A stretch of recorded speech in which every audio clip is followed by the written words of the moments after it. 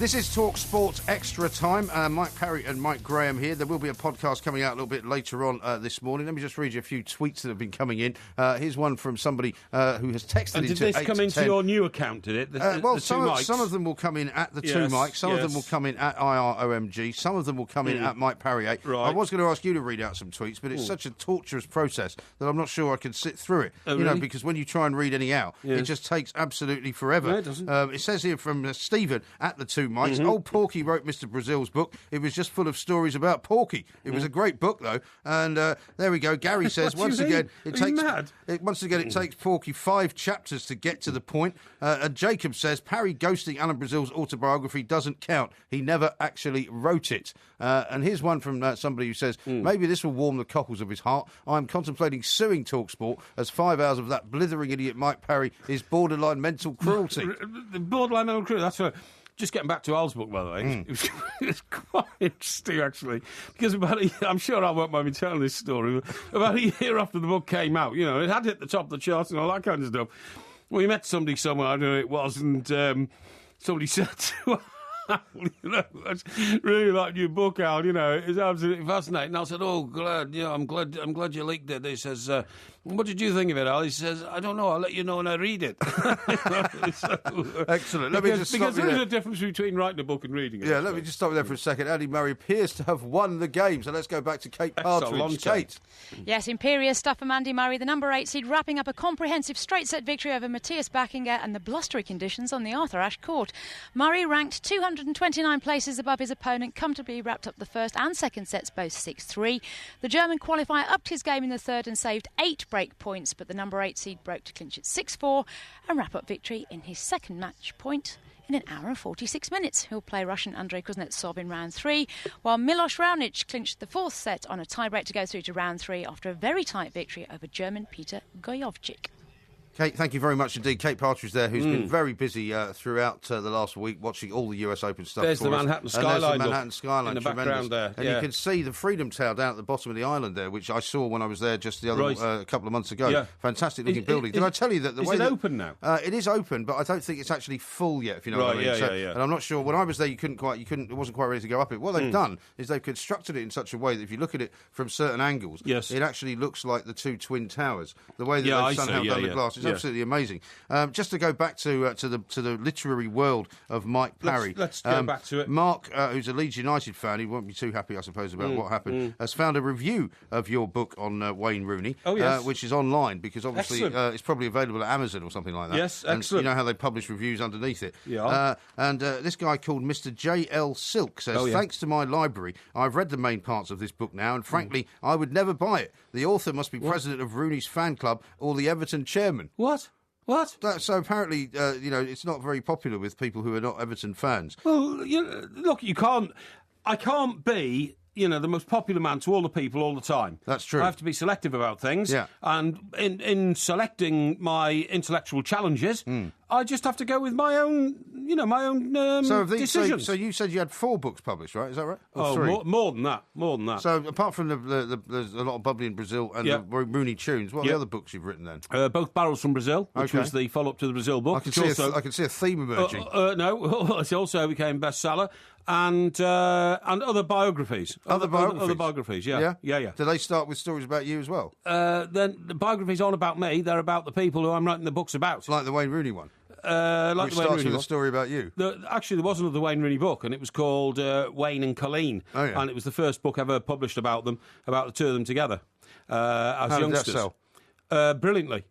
That was a bestseller as well. That revealed for the first time the story that Wayne Rooney first met Colleen when the chain came off her bike. Oh, yeah. And he went up to her and said, let me help you like that. And he put the chain back on her bike. How about that for a romantic story? Romantic ditty. Yeah, it is a romantic ditty. Was the sky black that night and the snow as white as a tin of Dulux on the ground? I'm not going to respond to that because you're being dismissive and... I'm just wondering about your amazing kind of panoply of the English language. Excuse me, I'll ask you again. How many books have you had published? I haven't had any published. No, you haven't had a book published. So this I've been guy too here, busy. This guy here, I've been too busy. Who's now appointed himself as TalkSport's literary reviewer, literary critic, who's tearing my books to pieces, has never been able to put a book together himself. I have written 4 books. Because he's too much of a dimbo and a thickhead I've written to be able 4 books. Oh, Yeah, but you haven't had any published. And There's nobody on to publish actually, them. I was talking, funnily enough, to Dave because he said, "Have you really written 4 books?" And I said, "Yes." And I wrote a novel, which I once gave to an agent, and I wasn't unfortunately aware that the agent and the agent had run out of loo paper that particular week. The agent actually was a very high-powered agent, which I wasn't aware of at the time. I can't remember his name now, but he was Frederick Forsyth's agent, basically, and he only represents people like Frederick Forsyth. So I was aiming a little bit high, to be fair. Yeah, it's no wonder it never surfaced. Well, no, but he wrote this very nice letter to me and said that he imagine found that bloke's got a skip behind his house, and every manuscript he gets like yours, he just goes up to his bedroom window, opens the window, and just chucks it in the skip. Well, actually, no. He wrote me a very nice letter saying that he found it a very entertaining and riveting read. Yeah. And he said, unfortunately, I only represent a very small number of clients, and effectively, people who are best-selling authors who make millions and millions of pounds. Yeah. And he said, so this one is not for me, but I'm sure if you show it to any other agent, they will be able to get it published for you. And it was just at one of those periods of my life when I didn't have time to do it. I was just too crazed and busy with work, and I didn't have time to. Sorry, what crazy and business work were you in at the time? Well, I was working as a consultant for the Daily Mail. No, I think it was the period when you were striving to become the editor of, what was it, the Cobbler magazine? Not the Shoe and Leather News, you mean? Shoe and Leather News, No, yeah. that was very early on. That was before I got a proper job. That was when I was about 20.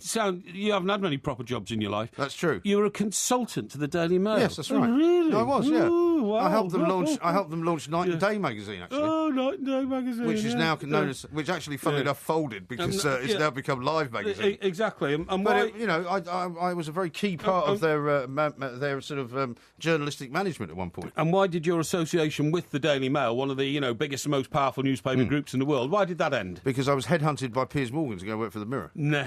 Yes, I was. And what happened to Piers Morgan at the end of the day? He got fired. Exactly. Yeah, these things happen, don't they? These things do happen. It seems to be a consistent pattern. It's not a particularly unusual pattern, as you well know. Now, here's one from someone called Lee.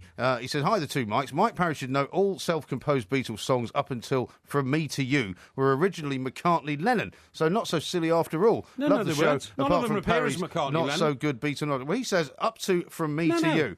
No, and I tell you why I know, because Dick James, who ran Northern Songs, insisted they were all Lennon McCartney. And in fact... Well, maybe that was after From Me to You. No, not at all. And in fact, the one variation that Paul McCartney ever asked for, he wrote to Yoko Ono and said, do you mind if we change around the name of the songwriter on Yesterday? Do you mind if we now rewrite it as Yesterday, a song by Paul McCartney and John Lennon?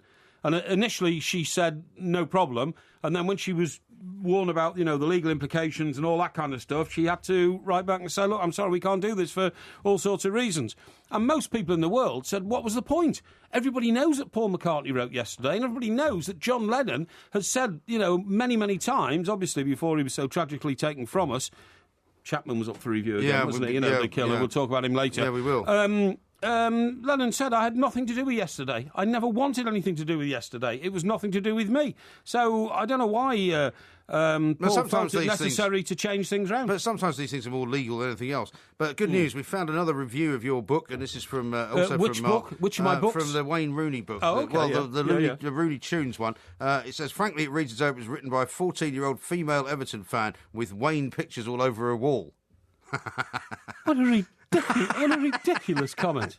Tremendous stuff. Keep those coming in. If you can find any more reviews, of Porky's books, I think it would be fantastic. That's now, somebody nonsense. said this. They found it hard to find the Twitter account of the two Mikes. Well, all you've got to do is put in the search at the two Mikes, capital T, capital T, capital T, and it will find it. Absolutely no problem at all. Now, coming up, we're going to be talking to a doctor next, and I'd appreciate if you please don't call him Doc, because he's a very distinguished man, professor of medicine at the University of Louisville, and he's going to be telling us about why the World Health Organization has called for a ban on e-cigarettes, which does seem very strange to me. Very odd, because they don't contain any tobacco, do they? No, they contain nicotine. Yeah, but nicotine is not as harmful as tobacco. Well, it's the tar technically that is the harmful thing, but I'm sure the doctor will be able to explain. Carcinogens. Yes, exactly. Carcinogens, is it? Carcinogens. Yeah. I'm sure the good doctor will be able to explain it to it. The unmistakable tones of Mr. Alan Brazil there, who didn't actually sing on that song. Do you know what that song was? You might not know what it was about, but it was by a band which has some relevance to what we're about to talk about. Yeah, that was by Smokey. Smokey, yes. Yeah. See, your musical knowledge knows no bounds. No, exactly. Why is it you only know the really awful songs? No, not at all. That was Smokey. 24 years since I knew Living Alice. Next Door to Living Alice. Next Door to Alice. And the other one they sung was Stuck in the Middle with You. No, that was Stealers' Wheel. Yeah. What was the other one Smokey sang? I don't know. No, hang on. Alice, when you think of it, you can tell us. Yeah. Because now we're going to talk to a very distinguished professor. Right. His name is Dr. Rooney Bhatnagar, PhD, Professor of Medicine at the University of Louisville in Kentucky, author of a study by the American Heart Association on e-cigarettes. Dr. Bhatnagar, very good morning to you here. Very good evening to you there. Good morning. How are you? Yeah, very well indeed. Very well, thank you. Thank you very much for joining us. We're all a bit sort of bemused and slightly puzzled here by this World Health Organization report in which it calls for a ban on e-cigarettes, saying that they shouldn't be used indoors and obviously they shouldn't be for sale to children. I think everybody would agree with that anyway. But what's their problem with these things? So if you refer to an indoor ban, it is that when you exhale from these cigarettes, they send out nicotine and vapor. And so a person next to that would be exposed involuntarily to high levels of nicotine, and that would not be admissible and would be a violation of somebody's personal space and civil rights. So we think that by smoking in public, you are endangering people next to you by exposing them to a drug that is very active, psychoactive drug, and it could affect your cardiovascular function as well. So we agree with the WHO that smoking should be, or vaping, if you want to call that, should be banned indoors. There seems to be two different kinds of, or many different kinds of these things, because I was in America quite recently and I saw people smoke. I mean, obviously the e-cigarettes that I've seen, that I've actually tried, are, in the shape of a cigarette. They're battery driven, and the vapour that comes off the end of them appears to be nothing more than that, just water vapour practically that disappears. But I've also seen these sort of contraptions, I can call them, in the US, where people are actually creating quite a lot of smoke out of them. Is there a difference between these two kind of delivery systems, as it were? Not particularly. So you have one that are disposable kinds that have long, like they look like cigarettes, and there's a tip that glows. And then there are the tank types, which you have refills, and you can fill in different amounts of nicotine that you can refill in them. They don't just contain water; they contain propylene glycol, and it's like the stuff that you use to generate theater fog. And so it gives the simulation of smoke, but it isn't really smoke. Doctor, you've got to explain to us, please, technically, what is the more dangerous substance? Is it nicotine or is it tobacco? Does tobacco release the carcinogens, which are supposed to destroy the human body? And is nicotine harmless? Because, of course, the first attempt to wean people off cigarettes was with nicotine patches. So you put a patch on your arm, that injects nicotine into your blood system, that satisfies the craving, and that's not supposed to harm you. Right. So in cigarettes, the most harmful substances are what we call combustible substances that come from burning tobacco. And it's nothing special about tobacco. Anything you burn would send out smoke, and that would be injurious to health. And that's the major concern. In e-cigarettes, there is only nicotine and propylene glycol, but there are other trace amounts of other chemicals as well. But nicotine itself is not innocuous. I mean, you can put patches, and you can use inhalers, and you can use gums, and those are fine because they slowly increase nicotine. But in case of e-cigarettes and conventional cigarettes, nicotine could then give you a high. So there is a very large spike in the blood as soon as you sort of inhale the vapor. So the mode of delivery of nicotine is different. So we know that in case of the patches and the other nicotine replacement therapies, that they are relatively safe. But nicotine in the e-cigarettes would give you a big hit. We don't know. But what we do know that nicotine is particularly harmful for a developing adolescent brain for teenagers. It's particularly harmful for for pregnant women, and it can increase your blood pressure and your heart rate. So we don't think that nicotine addiction is a good thing and is not a healthy activity. And what would your advice be to my broadcasting colleague sitting next to me here in the studio tonight who smokes 40 cigarettes a day, I do not smoke Doctor? 40 cigarettes Well, how many a day. do you smoke a day? I smoke about 30. 30 cigarettes a day, Doctor. The man's killing himself. What are you laughing at? You're supposed to be a doctor. No. It is that whether you smoke 30 or 40, it wouldn't really matter. So if it for heart disease in particular, the dose response curve is not linear. So most of the risk of smoking a pack a day is transmitted if you smoke 3 to 4 cigarettes a day. And so as far as heart disease is concerned, the curve saturates. Cancer, on the other hand, it has a linear relationship. So the more you smoke, the more likely you're supposed to get cancer. So for somebody who's a heavy smoker, yes, that we should advise them to quit. And if they've tried everything it cannot, then as a last resort, we're saying that you could try e-cigarettes. They certainly cannot be as harmful as conventional cigarettes. But that's the thing that's interesting about this World Health Organization warning, because in a way, some people saw e-cigarettes as a decent kind of alternative to what you might call real cigarettes. And by telling people they can't smoke these either, then surely that's kind of going to discourage people from going for them, and therefore they might as well smoke the real ones. Yeah, the problem with that is that if you start smoking e-cigarettes, and most people indulge in dual use, so they smoke e-cigarettes when they cannot, maybe in public or in other places, and then the other times they revert back to conventional cigarettes and continue in protracted dual use, and that just simply fuels nicotine addiction and could make things worse.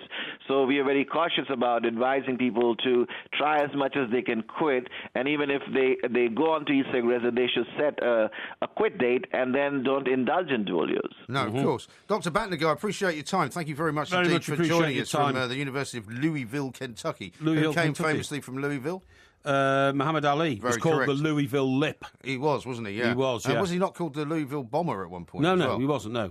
He was called the Louisville Lip. I remember the Louisville Lip. But, I mean, interesting that these e-cigarettes have caused such a controversy, because the problem with... I did a show about e-cigarettes a few years ago. Oh, did you? And this guy who manufactured them... But a lot of listeners, did it? Yeah, loads, yeah. Sent me loads of these things, right? So I thought I better try them. And the problem with e-cigarettes, and I know that you've smoked in the past, right? So you know what the sensation of smoking is. I've smoked occasionally in the past. In the past, before you had your problems. I'm not going to, shame you by saying how recently you had a cigarette. But, when the problem with when you have a cigarette, you smoke it. I mean, in my case, I smoke them very quickly. I mean, 45 seconds, it's gone. And basically... And can you imagine the damage that does when you literally, it's almost like forcing that nicotine, tobacco, carcinogens and all the filth into your lungs at high rate. So that's even more damaging than a normal smoker. Well, it may well be. Anyway, you're the one with heart failure, not me, so let's not talk about that. But excuse me, mine's inherited from my father. Well, so you say. Don't start getting funny with me, pal. I told you, start blaming your dad for it. No, hang on. Nothing to do with your lifestyle. No, nothing to do with my lifestyle at all. Nothing whatsoever to do with my lifestyle. Nothing to do with my lifestyle. My father sadly passed away from heart disease, and he passed it on to me. There's nothing you can do about it. It wasn't his fault. He didn't mean to. No. It wasn't like he Tragic, really. deliberately, handed it down the family or anything like that. Obviously. Well, do other members of your family have it? Do your sisters have it? Well, it's... No, in other words. No, they could. I mean, it could be triggered at any time. Well, do they have to be monitored? You have to be monitored. Right. Yeah. Anyway, well, listen, my point is that when you smoke... Hey, where's the bingo card? Because that wasn't me. That wasn't me. No, that's the point of my story. Oh, right, okay, yeah. So you don't get... You can do a bingo card for me if you wish. Some people have already suggested it. Come on, The problem with smoking one of these e-cigarettes is that it doesn't finish, right? Because it doesn't burn down. So when I started to smoke one of these things, I was literally smoking it for hours. Because what sensation do you get when you drag on it? You get the same sensation kind of at the back of your throat. As a cigarette? And you get a kind of a nicotine hit off it, but not really, because, I mean, most of the time, you don't really get a nicotine hit off a cigarette unless you haven't had one for a while. Well, exactly. All you're doing... when you've been, like, on a plane or something, and you haven't smoked for 10 hours, and you get off, and the first drag of the cigarette, you get slightly dizzy. But that's the only sort of cigarette I can imagine people enjoying. For the rest of the time, all you're doing is... topping up your level of satisfaction with tobacco, but without any immediate effect. Do you remember the foreign editor at the Daily Express? We won't name him. The guy who was your foreign editor, in fact, when you were there. Richardson? Well, I just say we're not going to name him. Why not? He's retired and lives in France. Yeah, I know, but I wasn't going to name him necessarily. He once gave up smoking, right, and he was quite a heavy smoker. And in those days, you could smoke in the office. Right. And he would sometimes have like more than one cigarette going because he'd forget that he had one in the ashtray, and he'd answer the phone and he'd light another one. But one day he came in and he was all of a tither because he decided that he was going to try and give up, and he got these nicotine patches. And so he had one nicotine patch on his left arm, one nicotine patch on his right arm, and he went to the pub at lunchtime, right. And I went and joined him for a drink, and he was smoking as well. And I'm like, what are you doing? He's like, well, I just decided I can't do this, so I'm just going to smoke anyway. And so he had 2 nicotine patches and he was smoking. The amount of nicotine that he was ingesting was so toxic that he should have just fallen down dead. I have to admit, I never really rated the guy on terms of brains. Well, thanks very much for naming him. Yeah. This is Talk Sport. We are the 2 Mikes.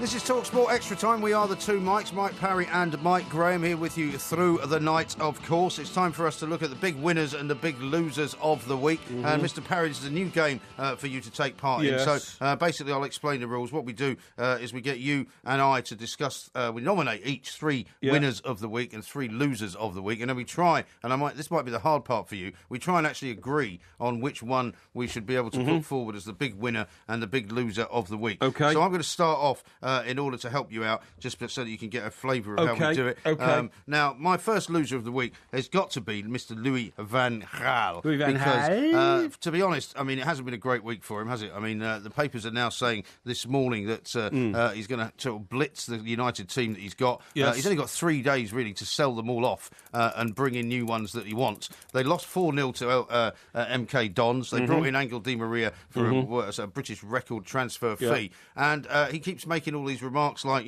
Angel Di Maria's not going to save United. He's not going to one-man sort of miracle worker. None of this is necessarily going to change. He keeps asking the fans to be patient. I mean, considering how David Moyes started his season last year, Van Gaal is actually doing worse. Van Gaal? It's hard to argue with that one, isn't it?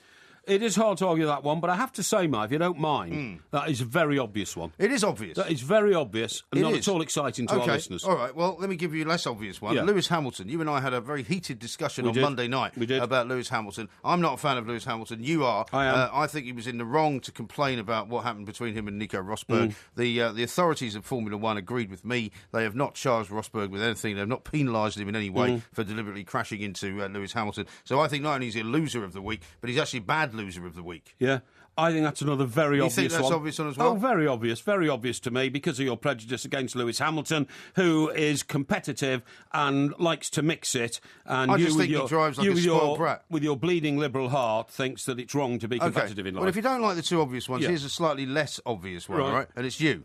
Mike Parry, loser of the week. Well, and I'll tell you why. No. I'll tell you why. Because I'm not a loser. I'm not a loser. I'm a winner. Yeah, well, I'll tell you why you're a loser. Because Shrew, apropos of the discussion we were having earlier, has tweeted at IROMG. He says, I'm just looking at Rooney Tunes on Amazon. It's got 4 reviews, 3 of which are 1 star. A bargain at 1 pence with £2.80 postage. So you can actually buy your book for a penny.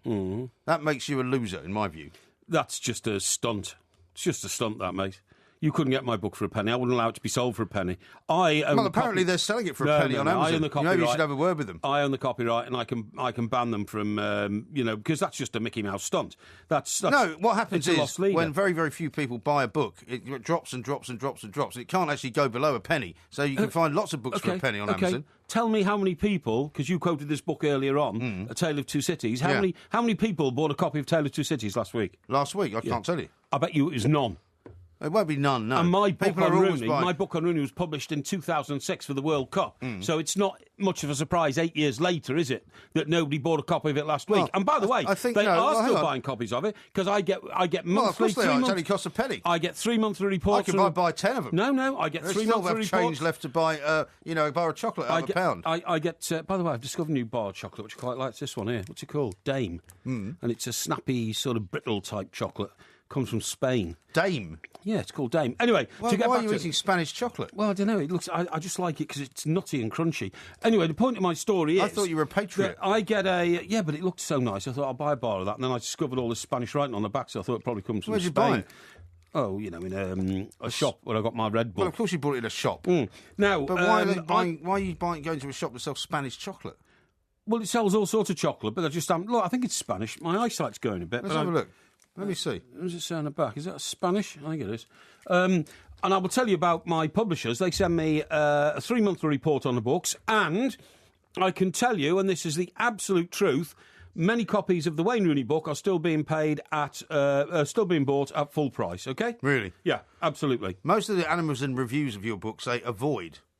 Has it Rubbish. been written? Is it either hero worship or written by a stalker? Rubbish. That's what it says. Utter nonsense. Utter nonsense. Is that Spanish? I can't make out what it is. Yeah, It's Russian to me. No, I think it's Spanish. All right, anyway, let's have your 3 losers of the week. Right, OK, my 3 losers of the week. Firstly, the popular resort, which we all used to love and go to in the West Country, called Newquay. Oh, yeah. Because of a multitude of social network reports that the lewd behaviour of people who now go to Newquay is worse than Magaluf. Really? Worse.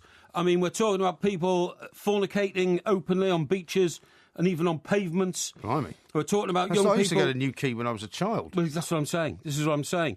People behaving in a disgraceful manner, vast amounts of alcohol being consumed, leading to outrageous antisocial behaviour. That's, excuse me, one of my first loser of the week. All right. Well, that's not a very obvious one, so I'll give you that one. What's next? Second loser of the week, Mark Chapman. Yeah. Mark Chapman is...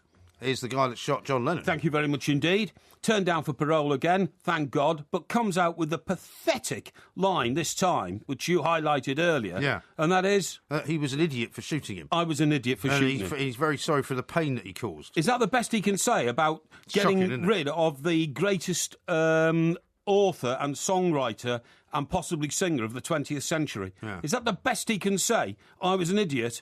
Blimey. I hope Mark Chapman lives to 174 years of age and spends every single day of his life incarcerated, because all he wanted was his moment of fame, literally. He thought, if I get rid of Lennon, I can be John Lennon in some warped... And he's now said that he regrets that was the form of glory he chose, as if it was just an ordinary thing to do. Yeah, I'm really so sorry. Ridiculous. I mean, you know what? I wouldn't even want to give him the publicity of making him loser of the week. Well, he wiped out Lennon when Lennon was 40 years of age. The other thing that I didn't explain about this particular section is it doesn't go on for 3 hours. And, so do you mind hurrying up a bit? McCartney's lived 32 years since Lennon was shot. Yeah. And look at the songs McCartney is still able to sing, produce, and it's an absolute tragedy. Yeah. My third loser of the week is Dynamo, because you probably heard the report today. Dynamo, the magician, great guy. I don't even know who Dynamo the magician is. He's on telly all the time. Is he like Coco the Clown? No. This guy's a truly great magician. Is he? Sort of guy who will turn the belt around somebody's waist into a snake, a live snake. Oh, yeah. Sort of guy who can point to a building and it suddenly lights up. I mean, absolutely. But he seems to have overstretched himself or something. There are allegations abounding, reports of him performing a levitation trick, but eagle-eyed onlookers seeing ropes wires attached to his body. Oh, well, I quite like that one. Well, I don't mind making him loser of the week. Yeah. I'll agree with you on that one. Yeah. Let's go for winners now. Let's go for winners. Right. Now, my first winner of the week is Angelina Jolie. You might have noticed in the papers this morning lots of stories about how she's finally got married to Brad Pitt. Yeah. Now, most people would say Brad Pitt's a very lucky man, but I'm going to say that Angelina Jolie's a very lucky woman, because Brad Pitt actually is the single most desirable man in the entire world. Is he? I didn't know that. He really is, so I think she's done very well. The next one is oh, hang on, I've got this written down wrong here. I've got this the team that played Steaua Bucharest in one of the Champions League qualifying games last night from Ludo Goretz. Yeah. It was a defender called Cosmin Moti. He stood in for a goalkeeper who got sent off, and then he actually made 2 vital saves in the penalty shootout. I know, it's and fantastic. Now they've gone through, which is amazing. I saw it. Ludo Goretz, so I'm putting him down as one of the winners. Yeah. And I'm putting down Wayne Rooney as another winner. You're going to say that that's ridiculously obvious, but Wayne Rooney, to be captain of England, as Gary Lineker wrote in The Guardian yesterday, is one of the greatest honours that any man can ever have. Of course it is. And regardless of whether you think that he's not going to be very good at it, which I don't, I think he's a big winner this week. Right, OK. My 3 winners, David Frost. Yeah? Without a shadow of a doubt. David Frost, the broadcaster? Yes, that's right. Okay, why? Well, he's dead. But, he's dead? Yeah, well, we all know he's dead, but... Well, how's he a winner, then? The BBC shelled out 15 grand for a memorial service for him. How did they? That's good. That is good. Posthumously. Yeah. Wayne Rooney's far too obvious, and, of course, I have more lateral thinking than you, so I'm saying Kai Rooney, who is Wayne Rooney's son, because any kid who can go to school and say, my daddy is captain of England, is a real winner. OK. And thirdly, and you may not have seen this report yet, Freddie Flintoff got off a speeding charge yesterday, 87 miles an hour. He already had 9 points on his licence, didn't get the extra 3 points, claimed that he needs it for his charity work. He got off, so he's a winner in a way. Well, he is, but, I mean, that's a bit unfair, isn't it? Because somebody like him gets off because of who he is rather than because of what he's done. But what I'm saying that's is, the injustice of the English justice system. It's not. That's what being a winner is all about. Winners win and losers lose. It's as simple as that. Yeah, but, I mean, most ordinary people, if they had 9 points in their licence and got done for another 3, would be getting banned, wouldn't they? No, but they're not the winner that Freddie Flintoff is. Well, they might be. No, they're not, because he's been an outstanding cricketer of his age, and therefore, in the eyes of society, including these magistrates, he's a winner, so he deserves special treatment. Good luck to him. I think we should agree that it's the Rooney family, perhaps, that have won this week because he's been made England captain. We'll go with that. So the Rooney family are the winners this week.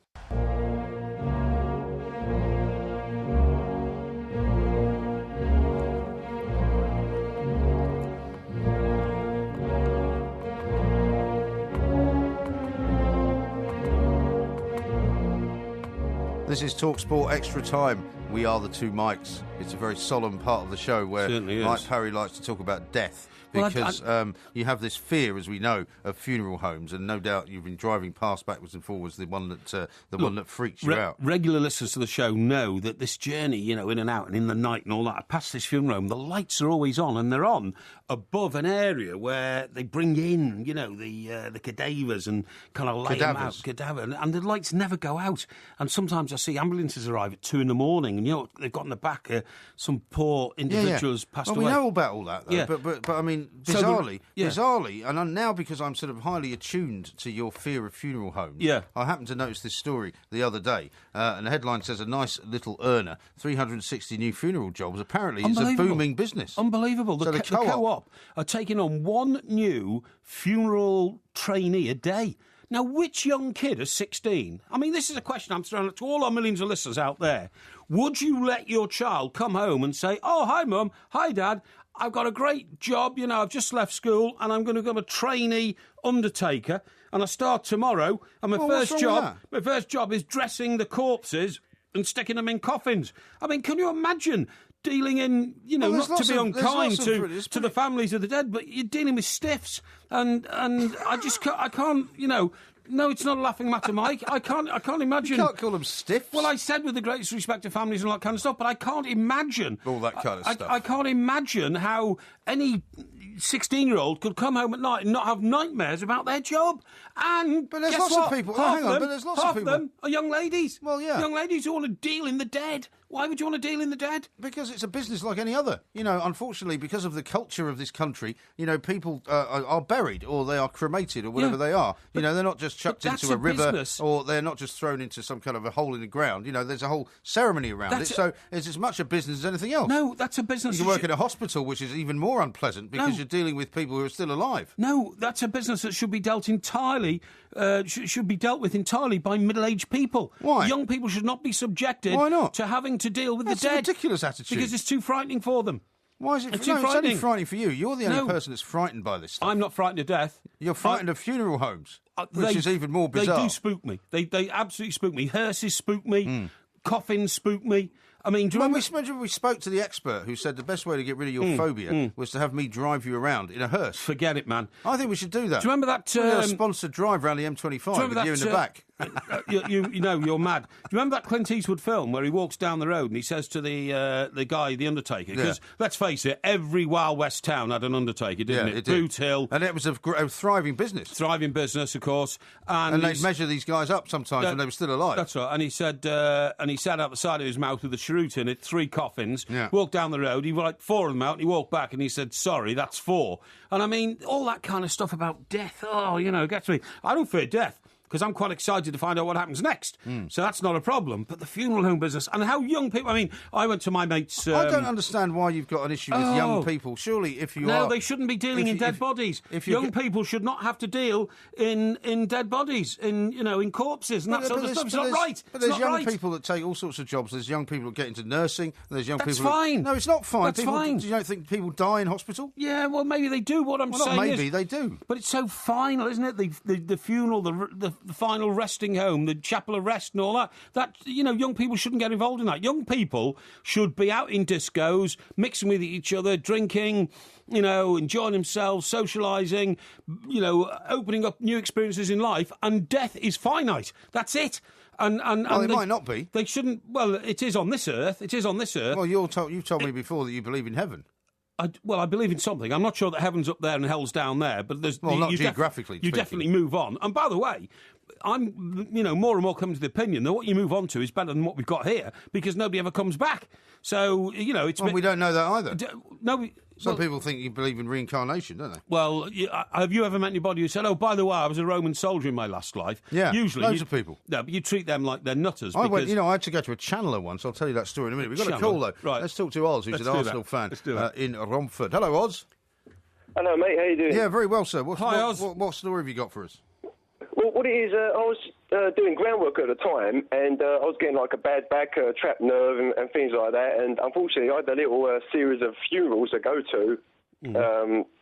Unfortunately, and what it was is. What, you mean a series of funerals of people that you knew? Yeah. Unfortunately, yeah. I went through a little phase of an uncle and a nan. And and I used to see these guys show up, and they were like in a smart suit, and at the time I was getting covered in muck and bullets, digging foundations for extensions and things like that. Right. And I just thought, I was applying for sort of any job with the recession coming in. I sort of thought like the building trade might be the sort of first thing to be sort of hit. Yeah. And I come up with a job in Dagenham. I can't remember the company. But I got the interview, and the bloke was this to be an undertaker?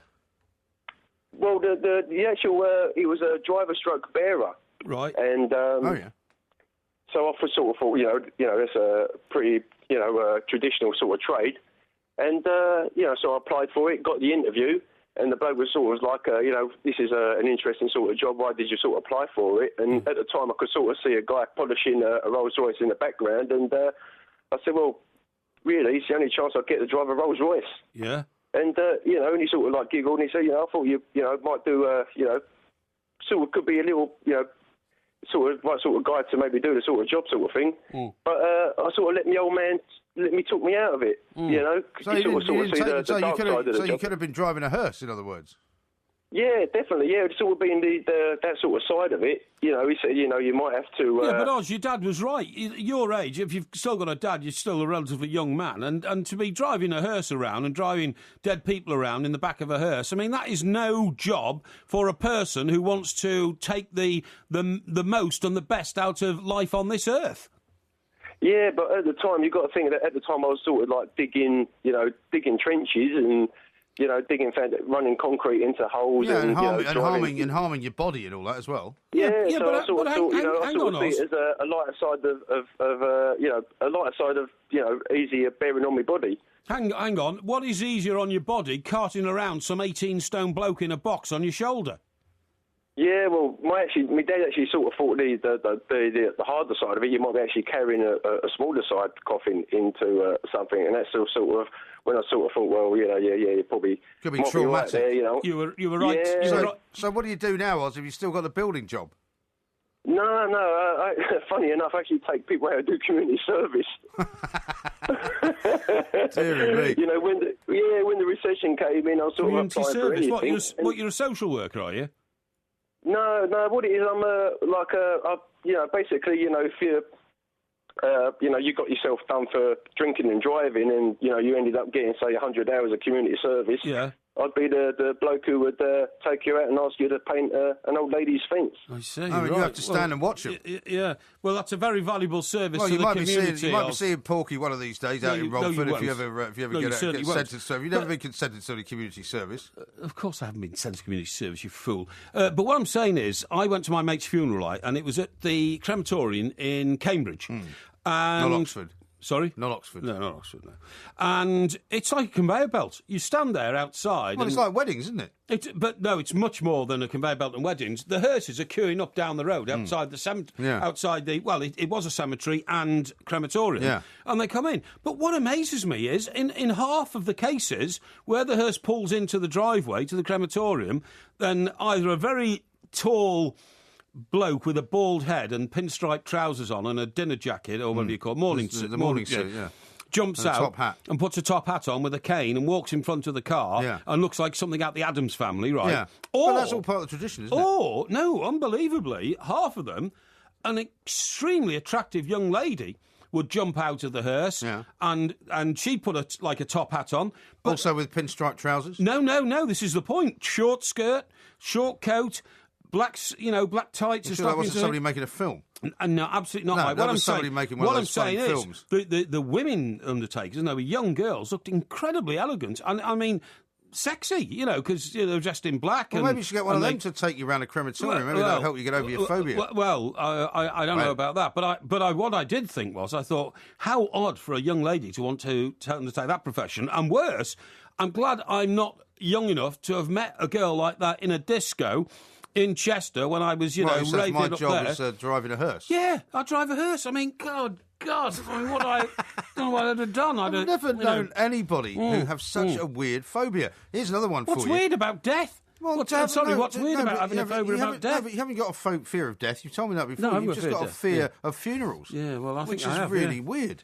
How about this one that's a sort of sidebar to this story about the 360 new funeral jobs? 400 urns gather dust. Apparently, 400 unclaimed urns of cremated ashes are gathering dust at one particular funeral firm. Where?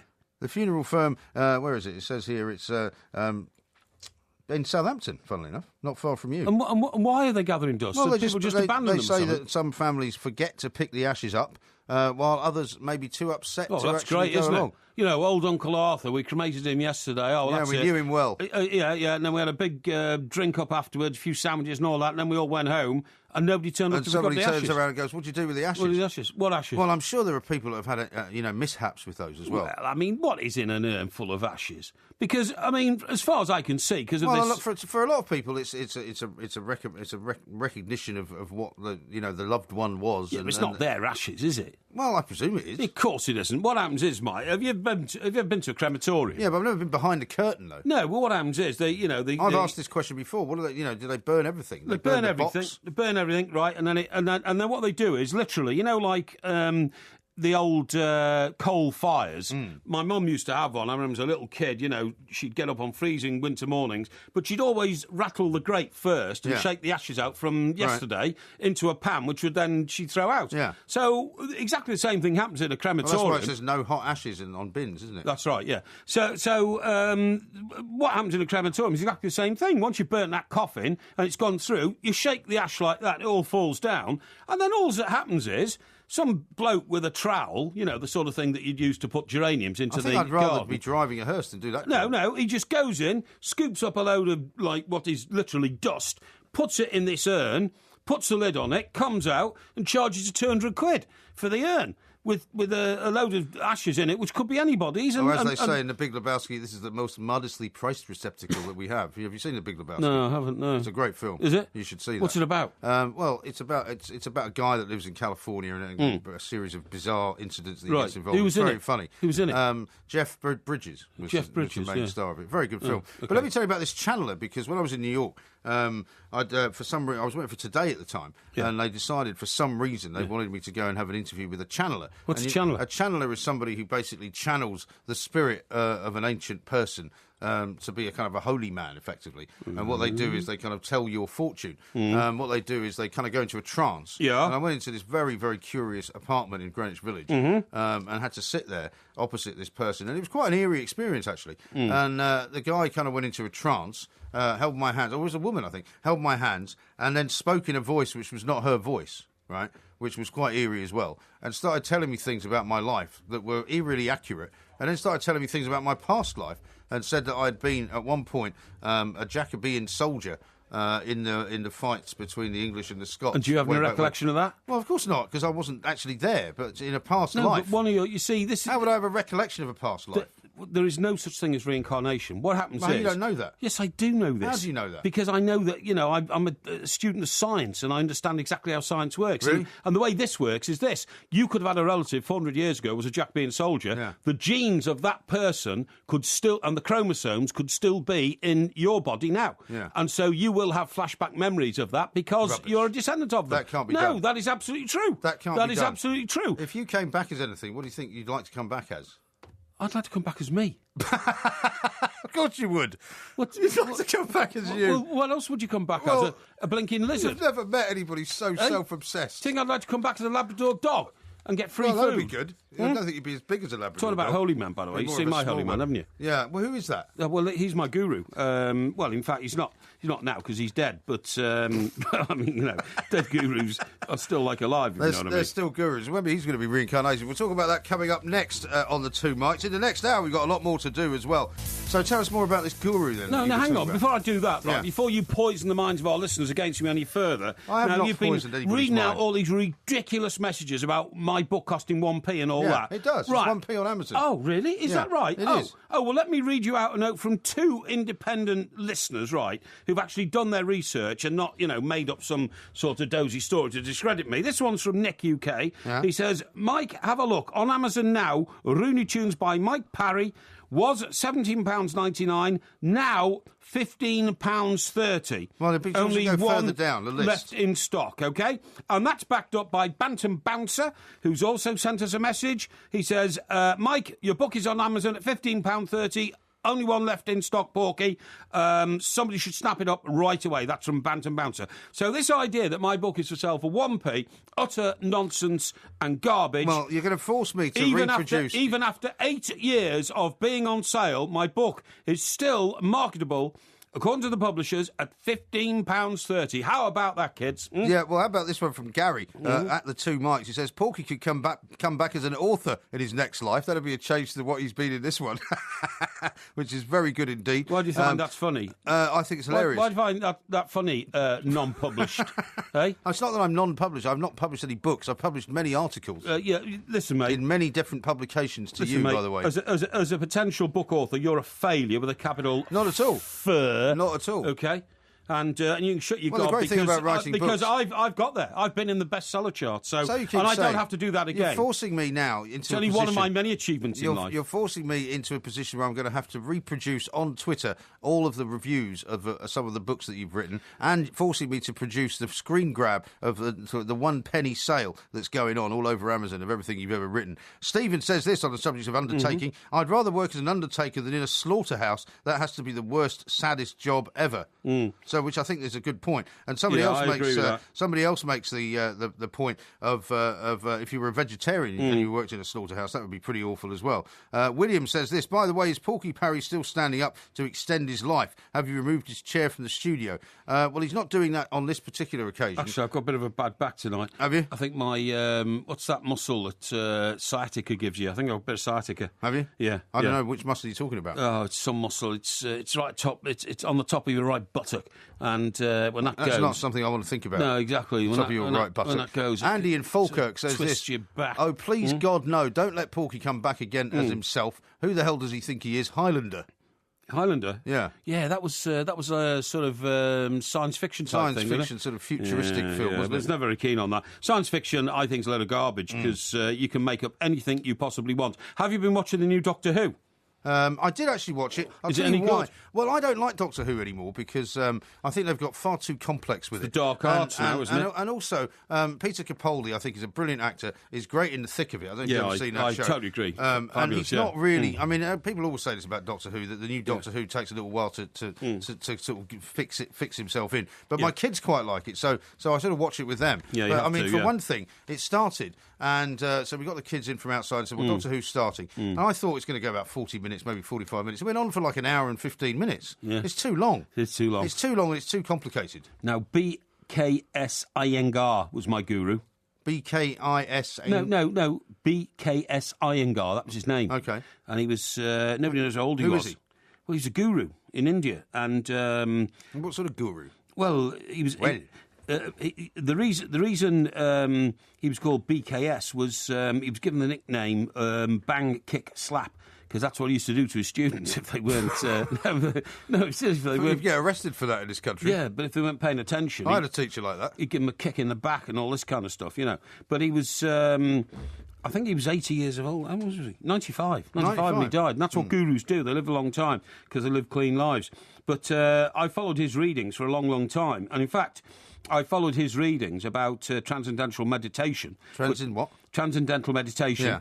I mean, for years he didn't eat anything because he was so guru-ish that he could get by on the fresh air theory and all that kind of stuff. I don't believe any of that nonsense. I think these guys have a secret stash of food that they have in the back room, and they just tell everybody. By the way, speaking of eating, that bar that you've got, that Dane bar, apparently it's a Swedish bar of chocolate. Yeah, apparently it is. And it's apparently normally sold at IKEA. I don't understand why one of these shops that you've stopped at would be selling it. Neither do I. So it must be Swedish, the language on the back, not Spanish. It must be. But just getting back to my guru, because that's what I'm trying to educate our listeners in, despite the fact that you're being dismissive of it, I turn to the teachings of Iyengar rather than the Maharishi Yogi. Okay. Does he chant, this guy?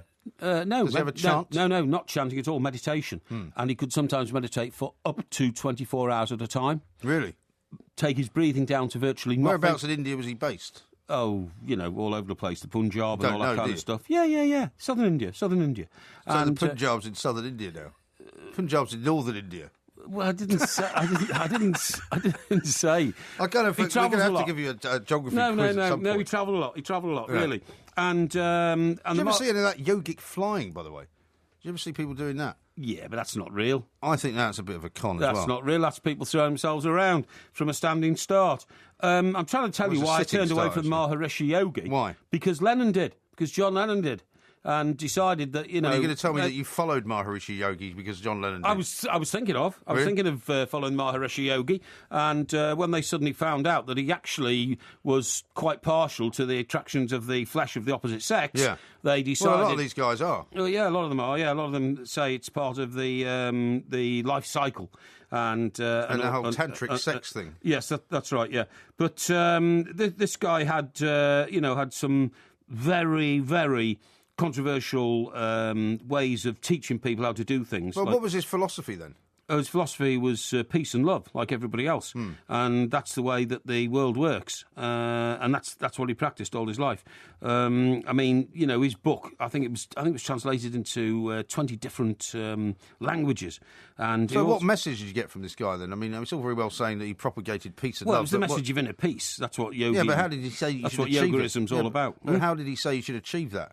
Well, by meditation, Because, you're somebody who is very busy, right? Yeah. Now, I don't mean this in any way to be insulting, but I can't imagine you ever having time to meditate. I mean, you told me on Monday night that you couldn't go on holiday because basically it was a waste of time. Yes. You couldn't spend any more than about 10 minutes reading a book. You couldn't spend any more than about 10 minutes swimming. So how could you spend any time at all meditating?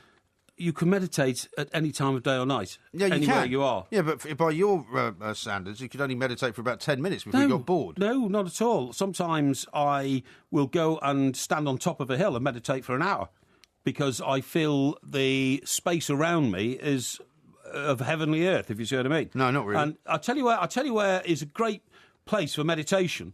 It's Broadway. Broadway is that village in the Cotswolds. Isn't that really crowded there? No, not at all. It is when the Cheltenham Gold Cup's on, but for other times of the year, it's very empty. So I sometimes go... I don't think it is. It's a massive tourist trap, that place, isn't it? No, because it's a cul-de-sac. Everybody goes there. It's a cul-de-sac. When you go into Broadway... Yeah, but everybody goes there and stays at that big hotel, the main street ends at the top and you have to come out again. Yeah. No. Now, sometimes I stay there at the Lincoln Arms, OK, and then I go across the road and I walk up Broadway Mount and I stand on top and it is the closest thing I've ever come across to being in heaven. Did you go there after lunch? No, not... Well, you're suggesting that that you might have had a drink or something. It's alcohol-induced, that's what you're suggesting. I'm saying it could have happened. I'll tell you what, mate, you couldn't climb Broadway Mount after a heavy lunch. Really? You need to really concentrate on getting up that hill. But when you get to the top, it is... What's the word I'm looking for? It is almost... Peaceful? Spatial. It's certainly peaceful. It's spatial. You feel that you could reach up and touch the sky... And I do meditate there. There's a bench at the top I can sit on, and I sit and meditate sometimes, and it brings back the proportionality into life. So what would you say are the 3 things you've learned from following the teachings of this bloke? Why are you looking at a piece of paper? I'm not looking at a piece of paper. Either you're kind of into this guy or you're not. I am, but you can't define it like that. That's not what yogaism is all about. Yogaism? No, it's not. It's not all about that. There's no such thing as yogaism. Yeah, it is. Yeah, I mean you can't say yogiism. You can't say it's A, B, and C. It's an overall. It's an overall. Experience. It's an overall experience, yeah. Well, you've not convinced me that I should follow any of these Well, characters. I'm not trying to make you. I mean, in fact, I'm not sure I want to share that sort of thing with you. Inner peace, for me, is something which I've been seeking all my life. And it has been very frustrating trying to find it. You haven't got it yet? Well, I don't think you ever will. I don't think anybody can ever claim that I am at inner peace with myself. If you are, your brain's turned off because... So why are you seeking it then? Well, because it's actually the pursuit of inner peace, which is the satisfaction of the So it's the pursuit of something that you can't get? Yeah, maybe. But you must pursue all the time. Never give up. Never give up. David in Purley has texted into 1889. He says, morning, the two mics. The reason Doctor Who was 1 hour and 15 minutes long is because it was the first episode. This Saturday it's back to the normal 45. Well, I'm very pleased to hear that. Derek in Pencoed, South Wales, a regular correspondent, says this. Porky says that there is no such thing as reincarnation, but I can remember him claiming that he was a Roman soldier in a previous life. No. And as for strange phobias, there used to be a young lady where I work as a cleaner who's scared of the Hoover when it was switched on. My phobia is being stuck in a lift with Porky in case he starts trying to sing. Yeah, I can imagine that would be very, Wayne very Rooney, troubling. as a young man, used to like switching on the Hoover and letting it run all night in his bedroom to give him an accompanying noise to his sleep. Really? That's a bit odd. Is that in the book? It was in his first book, written by Hunter Davis. No, was it in your book? No, was it Hunter Davis? I'm not sure. No, it's not in my book, no. Right. Well, it wouldn't be, would it? Because you don't have any relationship with him. This is Talk Sport.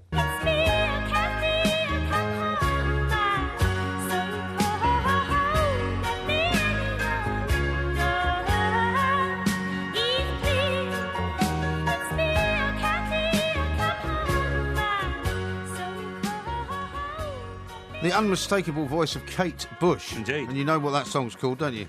That was called Wuthering Heights. It was indeed. And that was named after the book written by... who wrote it? God, you know it, really. Austin, Surely Jane you know. Austen. No, it wasn't Jane Austen. It was the other Austen. It was Emily Bronte, wasn't it? Emily Bronte? No, Yeah. it was Jane Austen.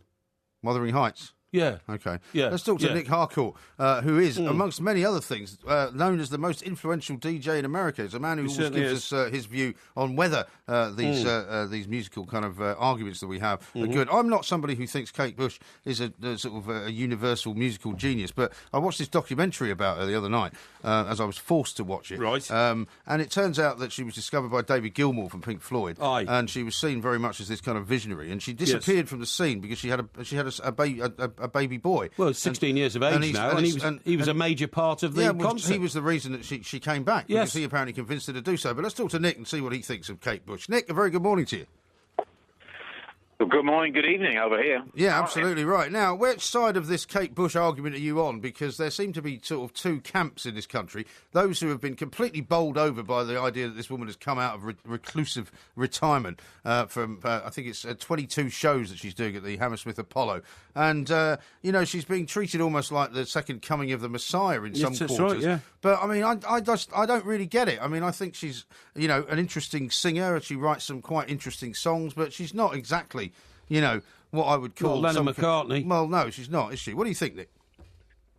Well, first of all, it is Emily Bronte who Thank wrote you the for that. original one. And, Yeah. Emily Bronte, yeah, thank you. and I'm surprised I know that, because I think I've only read 7 books in my whole life. But, Good man. Have you read think- Rooney Tunes by Mike Parry by any chance? No, I have not. No, okay. okay. You can get it for a penny on Amazon. Rubbish. you can get my book for a penny on Amazon as Yeah, well. there you go. Yeah. I think it has a lot to do, to be honest with you, if you were there when she was out there first time, you know what I mean? It probably has a lot to do with your age and the demographic that you're... Well, I that you was, fall and into. so was Mike. Yeah, I mean, yeah. we were around when she sort of first burst onto the scene. I mean, Nick, she was a beguiling, sort of witch-like, gorgeous figure of a woman, long, straggly black hair and crimson fingernails, and she performed in a mysterious and bewitching manner. And yet the pictures I've seen of her the other night show a middle-aged woman who's, put on the pounds. Well, Sorry? It gets us all, mate. You know what I mean? It Yeah, does but- get but- us all. but- I think that you're right. Yeah. If you think back to what she was when she first arrived, I don't think we've ever seen anything like her. And if you and I are about the same age, which I think we are, then we probably fell in love with the way she looked rather than her music. But she was unique at the time, no doubt about it. Yeah, well, Elton John I saw talking about it. He said she wrote songs unlike anybody else. So she was clearly very talented, because she was only 19 when she wrote and performed Wuthering Heights, which became a number one. So that was pretty good. But apparently she can't sing Wuthering Heights anymore because she can't reach the highest notes, the soprano notes on it. Yeah, was there not some... Because, I mean, it's all been very closely guarded, the set and the Yeah. way that... And she asked for people not to film it, which... And there was a lot of publicity about that. It was kind of unfair because a lot of bands do that now, don't they? They don't say, please don't film it. But, I mean, it's a very theatrical show, apparently. But the thing that struck me about this documentary that I watched on BBC 4, Nick, was that there were people like David Gilmour and Elton John and some very sort of talented people really singing her praises in a way that I'd never thought. Peter Gabriel as well. You know, I think that there are some artists that come along who are just so unique in their moment that they that lives forever. And, you know, if you go away for 35 years, you kind of create a little bit of an enigma for yourself. So I think that probably has an awful lot to do with it, to be perfectly honest with you. I did read a review, I think, last night, my time, was the first of the 22 shows, and by all accounts, everybody was very, very happy with it. Well, they were happy because it was so artistic. I mean, I read all the reviews. No, I think it's a bit of this kind of what I call sort of collective myopia that we suffer from in this country. That suddenly something is good, and so you have to do it. A bit like the Ice Bucket Challenge. You know, everybody's now doing it. So if you haven't been to Kate Bush and you haven't talked about it at work, then you're nobody. The parallel to this, Nick, is the return of the Monty Python crew. I mean, you know, there they are, 50 years on, all looking like a bunch of pensioners staggering around on a stage doing the same things they were doing 40 years ago, and everybody's gone mad and crazy about, you know, Monty Python and all that kind of stuff, and it's a bit like that. But apparently part of the attraction here was the fact that they were incredibly artistic sets, and if you looked at, I saw a piece today about the backup team to Kate Bush, and she hired, like, you know, Oscar award-winning lighting experts, percussion experts, graphic experts, stage organisers and all that. And so it was more of an artistic display than a celebration of a great singer-songwriter. Well, it's a show. And I mean, some of the songs... Well, you know, I was just going to say, if you're going to be gone for 35 years, you better be good when you come back. Yeah, but some of the songs that made her famous in those years, she didn't even bother singing. Well, I didn't bother. I mean, I'm not trying to make out that I'm not being dismissive, but didn't fit into this show. You know, things like, I don't know, Babushka, and which I remember. Well, I assume she did that one. And I don't think she did. She had 25 UK top 40 hit singles. Was she? Yeah. Did she ever get big in America, Nick? You know, she never got big in America because she never came here. No, that's right.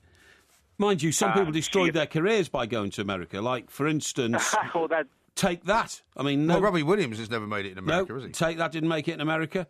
Duran Duran. Nobody in America's ever heard of them. I saw Duran Duran. Oh, Duran Duran did just fine over here. Duran Duran did very well. Oh, well, they didn't do well in my eyes in America. I thought they were. I don't know what you're talking about. I saw Boy George in America. Culture Club. I saw Boy George in Nat West Bank in Hampstead. What does that prove? Well, what I'm saying is, I saw him in concert. I saw him in concert in America. You fool! That's what I'm talking about. Okay. You know, took America by storm. Well, thanks for the update, Nick. We'll keep that one coming. But Nick, thank you very much indeed. Let's go back to Kate Bush, because Kate Bush had, as I said, 25 UK top 40 singles. I don't believe that. You can't name probably. You probably can't name more than you've named Babushka. Yeah. We had Wuthering Heights. Can you name any other ones?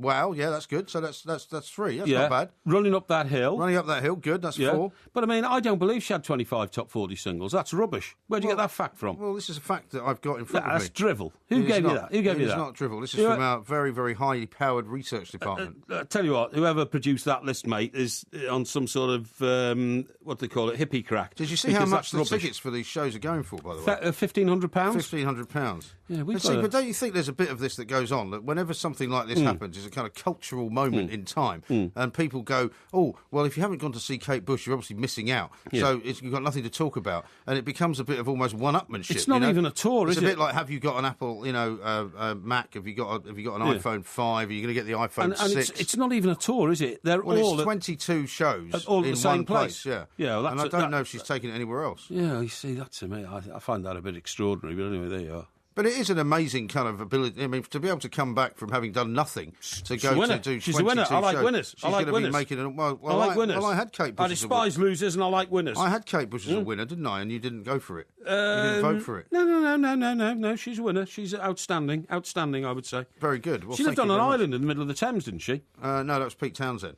No, I think she did. I think she bought an island with Devon.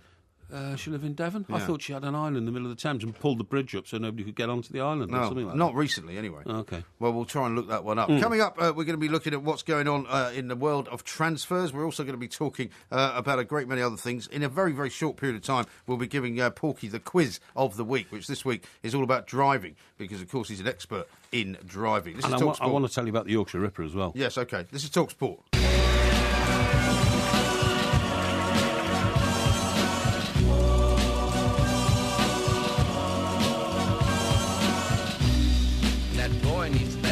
Psychosomatic. That boy needs therapy. You're psychosomatic. That boy needs therapy. Lie down on the couch.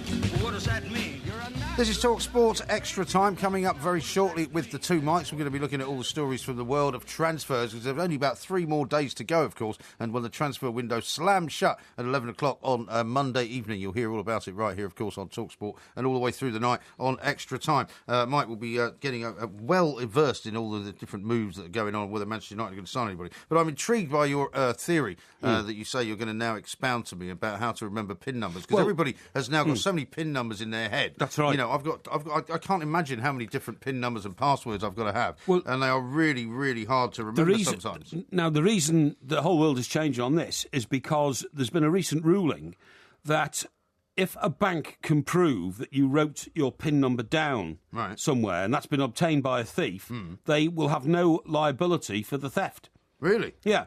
Now, the point is... It's a bit like sort of leaving your car doors unlocked. Absolutely. If the car gets stolen, they won't pay you. Absolutely. So, for instance, if somebody stole a handbag, you know, in a restaurant, as people do, OK? Yeah. If they found your wallet with loads of cards in it, but then they found your diary as well, and your PIN number's written down in your diary... Yeah. You wouldn't have a leg to stand on. The bank would no longer indemnify you against theft. Because and I suppose most of your cards are indemnified against theft. Yeah, well, they are. And I suppose the other problem now is that a lot of people have these the phones that you can literally just kind of use the phone to make a payment. And if you can use your phone to make a payment and your phone gets stolen, you might have on your notes on your phone, you might have all your PIN numbers on there. Well, yeah, but you don't need a PIN number, do you, if you just use the phone to make a payment? No, but you might have them on for other things. For instance, I've discovered now that if I want to use a bus... then with new credit cards, you actually just put it onto you touch it onto whatever the toucher is, right? And that just pays it. And you just pay it, yeah. So you don't need a PIN number to use that card. That's true. So if somebody nicked one of contactless, they call it, don't they? It's a contactless. Now, the same thing works in a pub. So this is really dangerous because... Well, I thought you would have come up with a way of using it in a pub. Well, no, you do. Contactless in a pub as well? Yeah, they do. They do, yeah. Right. I saw it happen a couple of days ago for the first time ever. But apparently, you know the machine where you slide your card in, and then the bar person says, "Can you tap in your PIN number, please?" What happens now is, Mike, you just touch it. Amazing. And if you know that your card is got that facility, because if you look on the front, it's got one of those echo sounds, you know what I mean? No, there's echo symbols that come out. And if that's the case, you can just touch it. Now, it's very convenient for the person carrying the card, but if you lose that card now, that person could go into a pub and buy everybody in a pub a drink and just keep ordering and just paying for it like this. So doesn't seem to be much security there to me. Doesn't seem to be any. No. Now, the point they'll have to fix that, won't they? Surely they'll... Well, I'd have thought so. But anyway, look, the point of the story is about the cards, is that if you can't write the PIN numbers down anymore, because you still need a PIN number to get money out of a hole-in-the-wall machine. Yeah, you do. For obvious reasons. Now, most of us carry about, look, how many credit cards do you have? I've got about half a dozen, right? And obviously, you can't remember the numbers for them all. And I've written some of them down, but I write them in code so that nobody can work out, What sort of code? Well, I have a particular... I mean, obviously you're not going to give out the secret numbers on the air, no. Right? But that would be really stupid. But I might have written it backwards, for instance. You see what I mean? Right. Which is clever, because that deters So you think things. they would try that if they found it, though? Well, sometimes I put the first number in third place. You see what I mean? And then... But then you have to remember that you've done that, Well, of course you do. Yeah, that's right. Yeah, that can be tricky. It can be tricky sometimes. Because the thing I find problematic is if you haven't used... It's a bit like passwords for different sort of... Because you need different passwords for all sorts of different accounts. That's right. Email accounts or whatever. That's right. And if you haven't used it for a while, you can sometimes forget what it is. Well, I don't know what the password is for me to get into my Twitter account unless it's on my own computer. So if somebody else says to me, oh, well, let's have a look what your Twitter's doing... I can't tell them how to get into it because I don't know what the password is. Now, what I'm saying... I haven't told you the password to the Two Mics account, for example. Well, yeah, but because we've got, a smarter cookie than you here... what are cookies, by the way? What are these cookie things you have on computers now? Cookies. Well, those are the things that kind of pop up and either sell you things or track what you're doing, and they have to now tell you what they are. Keeps coming up and saying we've got cookies for you. I don't know what they're talking about. Anyway, let me get round to the old the PIN numbers. What you do is, supposing your PIN number, and by the way, everybody out there, this is not one of my PIN numbers, just made up. Supposing it was 8946, okay? Yeah. Now, what you have to do is you have to form images in your head, which are not numbers, but things. Right. So something that would remind you of those numbers. Now, perhaps. 8 was Alan Ball's shirt. Right. My favourite footballer ever at Everton. Little Alan Ball, redhead and all that, World Cup winner. His shirt was 8. So that would be, how I'd remember 8. Okay. 9, for me, would be half of an ice cream. Because an ice cream is called a 99er, isn't it? Why wouldn't you just have it as Joe Royal?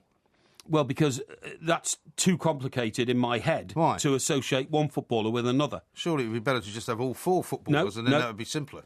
No, not at all. Why would you go from Alan Ball to half an ice cream? Well, because it's too easy for a thief to put your collective thoughts together. And if they think that you're following footballers, they can guess all that, right? So it'd be Alan Ball 8. Well, they're never going to guess the number unless they've seen it written down. Nobody's going to go 8, 9, are they? Well, you don't know. You don't know. Thieves are very cunning people. Now, 9 would be half an ice cream for me. Yeah. Now, 4, right? The image I'd have in my head of 4 is you and me having a Christmas lunch last Christmas with 2 young ladies who joined us. Yeah. And I remember distinctly the table we had was near the window, a table for 4, right? That would be my image there. In that place that you told me was an Italian restaurant. Yeah, it turned out to be South African, didn't it? It wasn't Italian at all. I thought it was Italian, that's why I booked it, and I couldn't understand why there was no spaghetti on the menu. And when I said, well, haven't you got any traditional dishes? They said, yeah. Traditional South African dishes. Exactly, yeah. They offered me, like, what's the name of that thing? Impala. Or something. Yeah, well, I thought that's a strange thing to serve in an Italian restaurant. But anyway, there you go. And then the last one... 6. So we've got, 8, 9, 4, 6. And 6 for me would be the number of people you get into a carriage on the Magic Carpet ride at one of those theme parks, and I forgot what it's called now, the one down in Surrey. Thorpe Park? No, it's not Chessington. Chessington World of Adventures. What's the Magic Carpet ride? Well, it's a... Is that an Aladdin-based thing? Yeah, that's right, yeah. It's a big thing that sways Well, how forwards would you and even know about it? Have you been on it? Of course I've been on it. You've been on the Magic Carpet ride at Chessington? Yeah, I have, yeah. When? Yeah. Well, a few years ago, but I remember there was 6 people in it because I had to sit with strangers, which I objected to. Were you there on your own? No. I was with a girlfriend. Really? And we decided to go there, and but I can't imagine you on a Magic Carpet ride. Why not? I just guess that's not something I can imagine you doing. It was great. It makes a fantastic noise.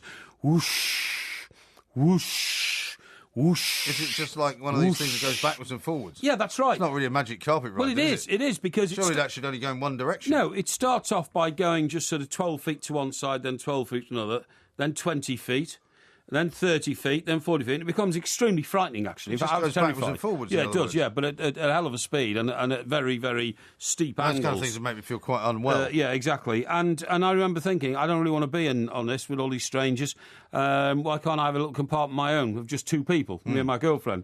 And he couldn't. So I remember there were 6 people there. That is such a complicated way of remembering a pin. No, it's not. That's ridiculous. No, it's easy because the images are in my head now. Because what I would normally do is just remember the letters of the, if you look on your phone, when you're looking at, say, for example, if you were doing 8, 9, 4, 6, it would make a word. It's a giveaway. Here, if I said to you, look, here's a PIN number. Yeah, but it's not a giveaway if they don't know what it is. Hang on, here's a PIN number, 3921. Yeah. Now, you give me images for those numbers now. 3921, well, I'd have to see, I'd have to look at a keypad. No, I don't want you to look at that. I want you to think 3921. No. So it's like a backwards L. No, I want images in your head. What does 3 represent to you? What does 3 represent? 3. 3. What does 3 represent? 3.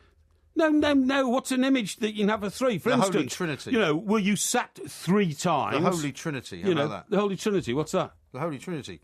God the Father, God the Son, and God the Holy Ghost. All right, there you go. You're meant to be a religious man. Okay. And the next one was 9. 9. I would think of 999 for that. Well, there you go. You so see, you're getting the idea. So I go from God to the police, and then 2. Yeah. I can't tell you what I'm thinking of there because it's a bit rude. Oh, that's very nice. Well, that's what came into my head. This is a family show. Well, that's what came into my head. Family show. So that would help me remember. and then one. Yeah.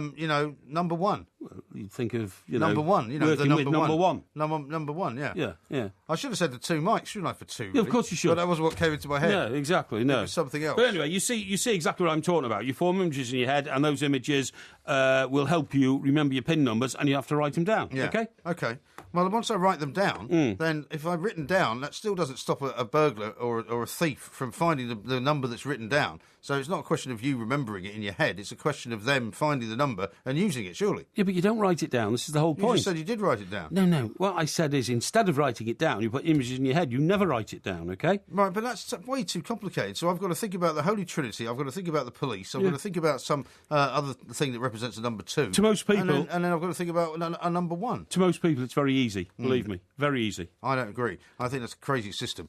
We've got lots more to do. Keep your calls coming in as well, of course. 08717 22 33 44. There's a text here from somebody on about that Dame bar that you've got there. He said, just to let you know, you can educate that buffoon Parry. Dame bars are Swedish and not Spanish. We did say that. Can you not read the maiden bit on the back and tell him research things before opening his gob? And he says, cremation is a very professional and serious business, by the way. And then there's a bit missing at the end. And then Warren from Bolton says, when Porky goes on about climbing a hill to meditate, he's confusing Broadway with Broadmoor. Which is very good. Oh, how funny is that? Yeah, it's very funny. Yeah. Coming up next, we're going to talk about all the transfer action because the window is about to slam shut on Monday. Any good players when you're in the position that Manchester United are in, should you? It does seem very, very strange. I mean, Louis van Gaal said, words to the effect of it's going to be a complete and utter hatchet job. He's going to completely rip United apart. He's going to build it again. And he's been saying this week that it could be a 5-10 year job before United are back in the top four. I don't think they're going to get in the top four this season. 5 or 10 year job? Yeah. Has he said that? Yeah, words to that effect. He says it's going to be very much a long-term thing and there's no quick fix. Angel Di Maria, he said that he's not going to solve all the problems. Well, does this not harken back to what they said to David Moyes when they gave him a 6-year contract? Exactly. He thought he was under the impression that he was in for the long term and he didn't even last the season. Exactly, but it later transpired there was a clause in his contract where if he hadn't made the top four, they have these severance agreements now, don't they, where certain conditions aren't met. I mean, Moyes must have known he was going. We had the whole thing about the faux disappointment, but he must have known that he was on his way out when he was sacked because they didn't make the Champions League, and once it became mathematically impossible, David Moyes went. But yeah, I think that's going to be probably the most interesting story for me this season. Chelsea and City will battle it out for the title. The top four, I think, will pretty much stay as it is. Maybe, I would say, Arsenal are the side that could drop out. But the Man United story, what they're going to do, because if they're in a similar position that they were last season in April next year, are they going to sack Louis van Gaal because United haven't made the Champions League? Absolutely. Talking about United, by the way, you've got another line here on your transfer roundup. Aston Villa boss Paul Lambert, $8 million bid to sign Manchester United midfielder Tom Cleverley. Now, I didn't know Villa had £8 million. Yeah, to spend. Or if they did, I didn't realise the owner would let them spend $8 million. I thought they were for sale. Aren't they for sale, Aston Villa? But they are up for sale. I mean, Randy Lerner's made it clear he wants a new investor at the club, wants to pass the club on to somebody else. But again, I mean, Welbeck and Cleverley are good enough to be part of a squad that's trying to re-establish itself. So I just don't get this. I just don't get it. I don't get it. I mean, certainly not Danny Welbeck. But are you having Tom Cleverley? I'm not a huge fan. I don't really get Tom Cleverley. I mean, people talk about he's got great ball control. I think he's indicative of the type of player that, for some reason, Manchester United have had for many years now. For some reason, without Sir Alex Ferguson being around, they don't seem to be able to play at all. Yeah, absolutely, and I think it was on Drive earlier this week. Adrian Durham said they almost sort of relaxed as soon as Sir Alex Ferguson left. They didn't down tools, but there was that kind of teacher's gone now, and we can kind of maybe they're not kind of as intense as they were. But United are going to be a really, really interesting story, and it'll be interesting to see where that goes.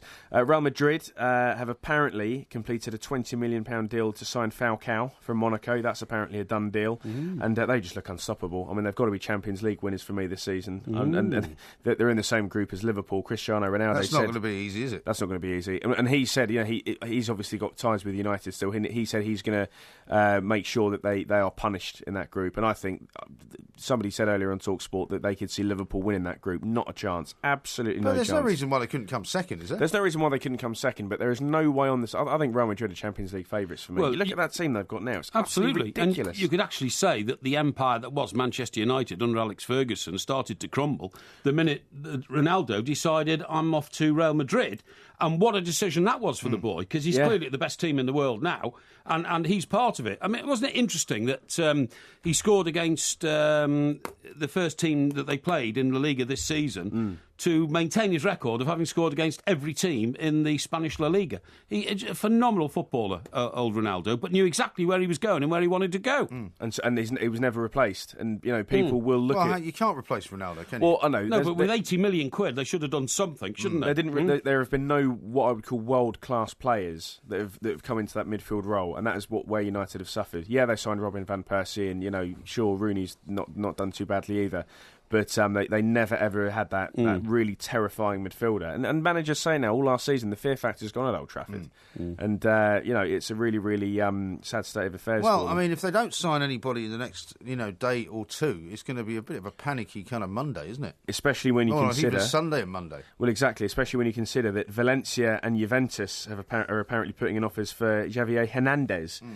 So it just all seems to be out at the minute. I'm not seeing many... there's not a lot of people coming in. After that performance on Tuesday night at MK Dons, I don't think too many Man United fans would be sorry to see the back of Hernandez. No, absolutely dreadful. I mean, what an opportunity to kind of give people a bit of faith. Yes, it was a very, very young team, but there were 6 first-team players in that squad. And, to lose 4-0, if they'd have been beaten 1 or 2-0, you could say, well, fair enough, they were a bit unlucky, it was a young team, but 4-0, the score read Milton Keynes Dons 4, Manchester United 0. Amazing. And this team didn't even exist 10 years ago. Yeah. And it just gets worse and worse. Arturo Vidal apparently has been quoted in the Daily Express saying he doesn't want to leave Juventus. He's staying in Italy.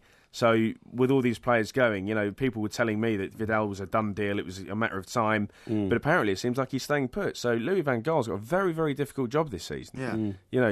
With all these players leaving. Well, I was talking to Jason earlier on the Sports Bar, and I wouldn't be at all surprised if they don't bring any massive big names in between now and Monday night, because, it may be that they want Vidal, but it's not just about throwing a lot of money at Juventus. They might not want him to go. Angel is one of the best players in the world, isn't he? He's a terrific footballer, isn't he? Oh, absolutely.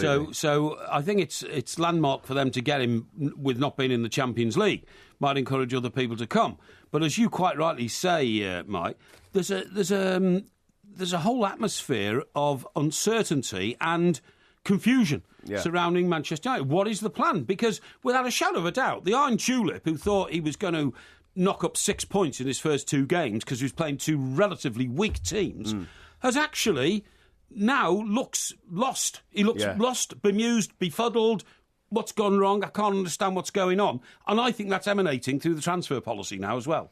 Well, absolutely, and it almost looks clueless. Clueless, that's the word, clueless. I'd be worried if I was a United fan. Like you, Mike, clueless. Yeah. Well, I think that's very harsh to make that comparison, but there's no doubt, I think, that if Manchester United are going for a particular player and other clubs at the top level are going as well, you'd have to say Edward Woodward doesn't have the experience to kind of outfox them. Absolutely. And you feel that if he's up against Chelsea or if he's up against even Arsenal, Manchester City, Barcelona, Real Madrid, Bayern Munich, they're all going to get to the player first. Absolutely, and this lack of Champions League football this season particularly, and potentially for the next 2 or 3 years, I still cannot quite believe that Angel Di Maria has gone to Old Trafford. No, I can't either. I mean, it could well be that he is the next Cristiano Ronaldo, for want of a better phrase. Yeah, I agree. But I just don't see it. But I can't understand why Real Madrid let him go. Yeah. Well, they didn't want him. That's why he's saying they more or less forced him out. Well, he's saying that they wouldn't agree to a new revised contract, which basically means they wouldn't pay him what he wanted. But I still can't figure it out. What I'm saying is there must be something about Angel that we don't know.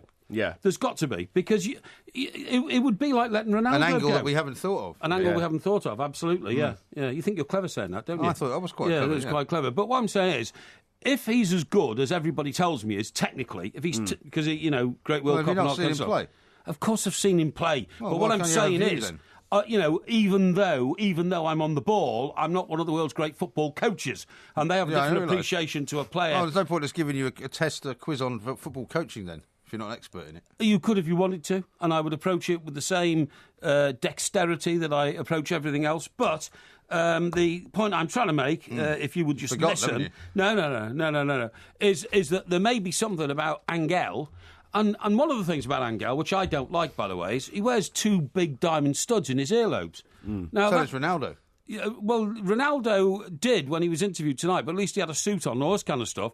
I saw this guy Angel with these studs in a football outfit, in a football strip, and that to me is utterly bizarre. Well, you won't be able to play with them. Will you have to take them out when you play? Presumably, of course, you have to take them out. But what I'm saying is, a man with the vanity to want to wear 2 huge diamond studs in your earlobes when you've also got a football uniform, a football strip on, to me is extremely odd.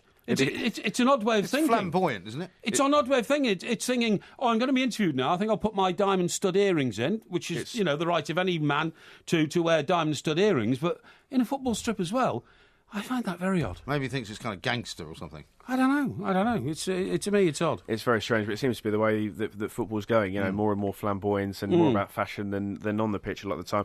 I'll just leave you with this. It's not strictly transfer related, but I found it quite interesting. Apparently, Pep Guardiola has implemented a regime of discipline. He wants to mentally toughen his players for the new season, so that he's going to fine overweight players, turning up late, taking phone calls and ignoring dress codes. Well, this is what we need. I wonder what his view is of the old diamond studs. Well, exactly. In that case, that would be presumably a fine in that. But this is what we want to see, isn't it?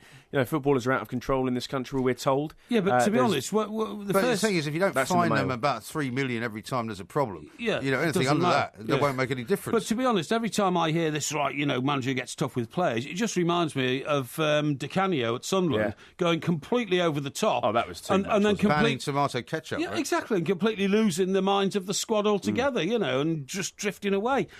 That sounds to me a little bit panicky, that, from Guardiola, because he's been able to... Well, he's under a lot of pressure, isn't he? Yeah, but he's been able to do everything else he's done as a top world coach, just by impressing on his players, his ability to coach them through football disciplines. And I always wonder whether a manager's losing his grip when he starts clamping down, Well, it's a very, very difficult balance, isn't it? It's one thing being... Sven-Göran Eriksson was too much of a player's mate when he was England manager, and then Fabio Capello came in and he was that kind of authoritarian, and look how that worked out in 2010. Well, but there we go. Sven was too busy chasing women. Chasing money. No, it's absolutely true. You ask anybody around the England camp at the time, any commercial deal that had half a chance, Sven was off and spending a couple of days doing that. He is an inveterate womaniser. He admits that himself. He loves the company of women. And frankly, you always wondered just how much he was concentrating on the job in hand. And yet, England's most successful manager in a generation, 3 consecutive quarterfinals. I don't think we'll see that for a long, long time. Absolutely right. You better have him than Roy Hodgson. You said that yourself. Yeah, I would. Just as well they don't fine you for being overweight, isn't it? But let's talk about... what a ridiculous cheap shot. I mean, Mike, you cannot...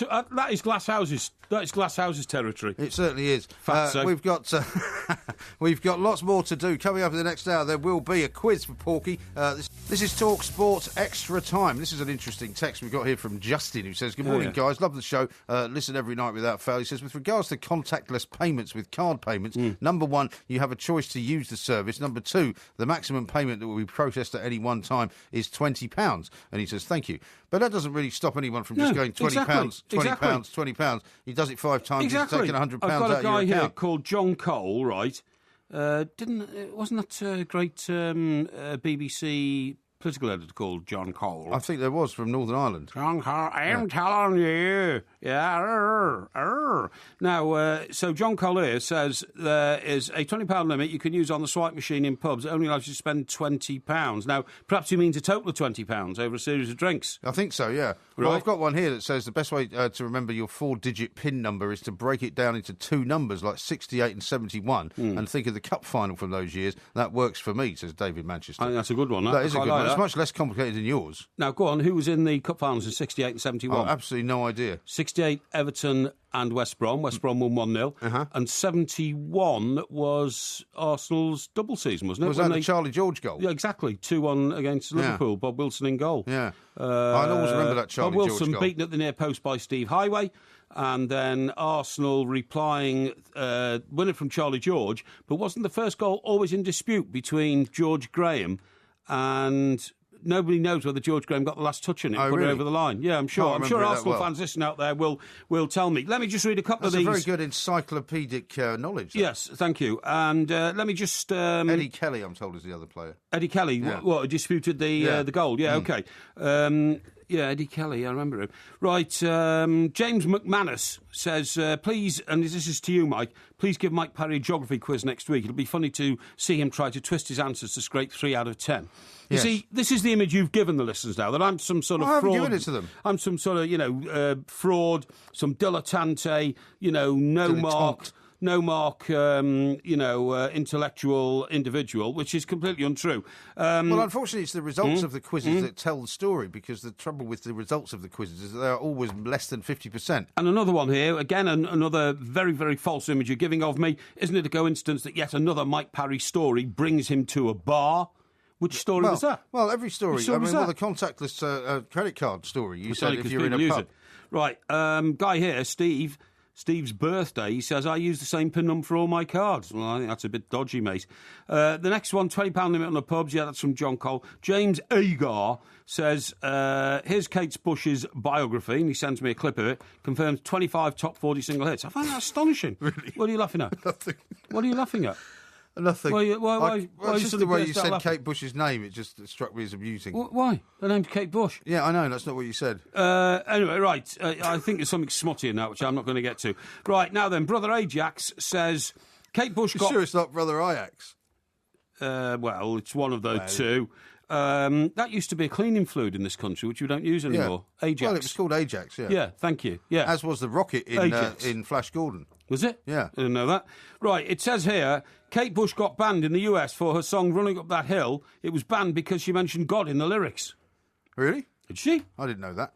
Well, Nick Harcourt said she never really made it in America because she never went there. Right, OK. And a guy here called Chase, very complimentary. He says, to you and me and to TalkSport, first time listening to this show from New York, fellas, and you guys are hilarious. Yeah, but we're also very serious broadcasters, Chase. I hope you're listening to the meat of the material in this show. And well, let me just interrupt with John Laguna. He says some of the things that Parry comes out with are crazy, but he is a legend. Please read this out because I text and listen to the show every night. One here from John who says ha ha ha ha ha, and again, you've given them the ammunition to try and mock me again. 1p, Porky, eh? Oh dear, looks like the consumers really appreciate your book. And then he's put a picture into this one, so if I open this picture, he's shown me the Amazon list, which I'm not going to go into because this of course is the list that shows that your book's on sale for a penny. No, I've already proved that my book is on sale for £15.30, reduced from £17.50, which 8 years on ain't bad. Yeah, not too bad at all. Now, let's go over to New York because the US Open is still going on. Ben Rothenberg is over there covering it, and he's going to tell us what he thought of Andy Murray's performance and what's going on at the moment with Ms. Bouchard, who's going into her third set to see if she can get a victory there. Ben, a very good morning to you. Welcome. Good morning to you as well, and I would buy your book at any price. Thank you, Ben. That's very kind of you. Well, you can get it for a penny, so you don't have to spend too much money. Don't worry about gentleman. That. Now, Andy Murray looked a bit more like himself in this game earlier on. It finished about an hour and a half ago. 3 straight sets. No cramp in evidence. Did he look as if he'd sort of got his mojo back? I think so, and I think he's hoping that it's just a one-off, weird, inexplicable thing that he doesn't have to worry about again. I mean, obviously, the first-round match with all the cramping, the full-body cramping, after a pretty short amount of play, was obviously not the norm. And so I think that he is just hoping he's put that behind him in whatever way, shape, or form. This is obviously a very comfortable next opponent for him, playing a guy like Bockinger, who's not anywhere near the toughest second-round opponent you could face in one of these tournaments. And what sort of preparation does he need to get now for his next opponent? Who is his next opponent? Next opponent is Andrei Kuznetsov, who's another one who's not too dangerous. Not a seed. Kuznetsov beat Verdasco, who is the seed, looming in Murray's third round part of the draw there. Not a flat hitter, a Russian guy who plays a very typical sort of Eastern European power flat game. Can be dangerous if he's in the zone, but Andy just has simply, I would think, too much variety and too much steadiness to be too disruptive. And it should be fairly safe through to a potentially very tough fourth round against Tsonga. OK, Ben, how do the New York crowd react to Andy Murray? Over here in Great Britain, Grand Bretagne... Ben was at Wimbledon, by the way. Sorry? Before, it's not like talking to somebody who's never been to this country. He was at Wimbledon. I know, and I'm asking him how the New York crowd react to Andy Murray, who's seen in this country as rather a surly... That's not true. Uncommunicative, not true. Rather humourless and very serious young man who doesn't always stir the passions of the crowd until he lifts the trophies. Oh, I think we're much more positive than everything you just said there about him here. I think that Andy, in general, Americans like British people, Scottish as well. I mean, I think that's never been an issue here. There's a pretty popular, country for us since about 1812 or so. Things have gone well for him here. I mean, he's always been very comfortable here. Gets good crowd support.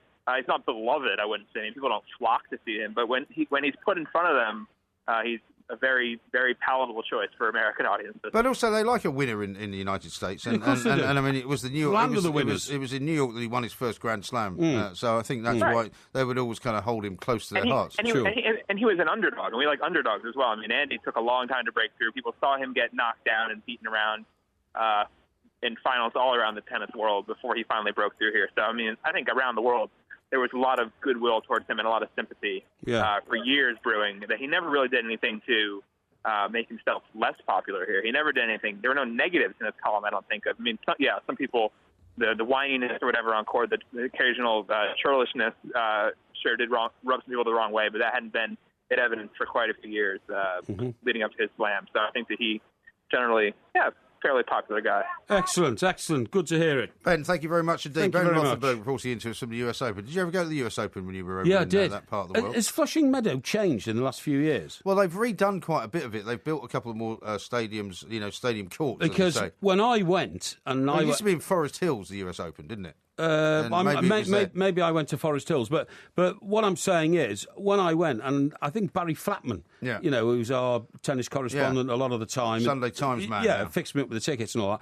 And all I can remember is how incredibly steep the auditorium was that I was in. It was the centre court at it's the Arthur Ashe Stadium now, isn't it? Yeah, but I'm sure you might have been in Forest Hills. No, I'm sure it was Flushing Meadow.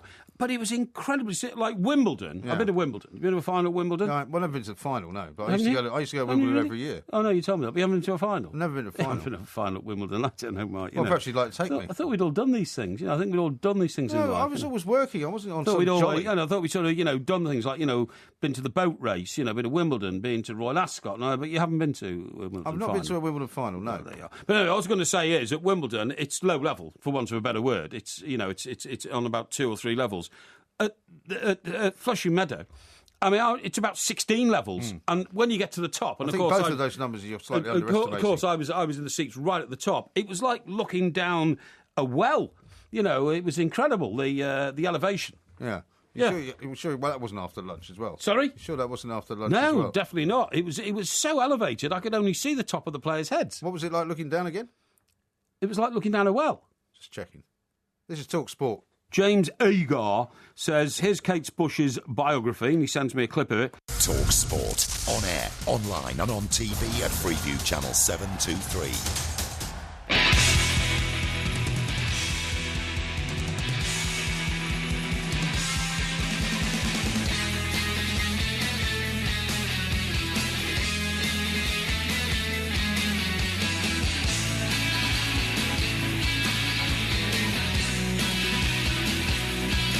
There have been some cheeky manoeuvres this transfer window, with more to come, no doubt. TalkSport will be bringing you all the latest news and rumours. And what's more, make sure you're listening to H&J later today from 1 p.m, because they're giving away Sky free for a year and a pair of tickets to Saturday Night Football live at Sky Studios. It's all thanks to Sky Sports News HQ, where you can catch all the last-minute transfers.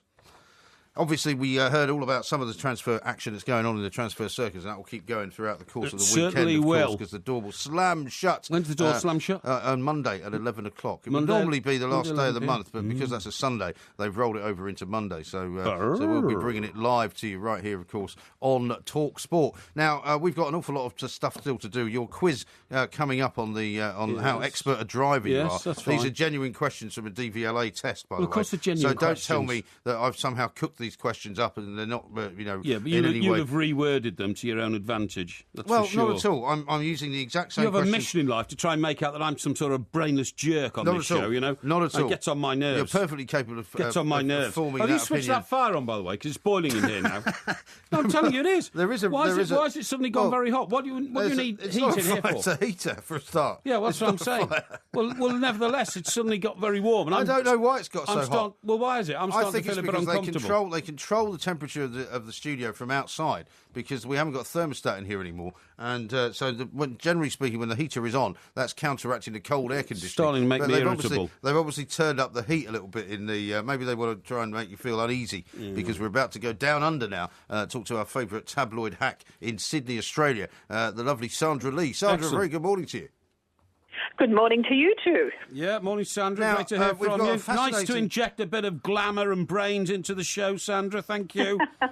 I like that. Thank you so much. Yeah, because, neither one of us could be described as glamorous. Well, you certainly couldn't. Yeah, but, at least we've got some brains. Funnily enough, we'll talk about some sheep later on, because I found a great story that they found the world's woolliest sheep down in Australia just the other day. But before we do that, the story that's all over the front pages here, and I'm sure is over there as well, is that Brangelina have finally tied the knot. They finally got married after 12 years together. Angelina Jolie has apparently managed to convince Brad Pitt, who I've always regarded as the world's most attractive man, and the world's sort of most in-demand man, to get married. She has indeed. Who would have thunk it, hey? I mean, after all that time. I think he probably convinced her to marry him, though. I think it might be the other way around. I thought Johnny Depp was the world's most attractive man. Well, I suppose it depends. Why don't we ask Sandra? What do you think, Sandra? No, George Clooney has got to do it up there for me, apart from, of course, I must say, my husband. Oh, well, very diplomatically said. But George Clooney won't end up getting married, will he?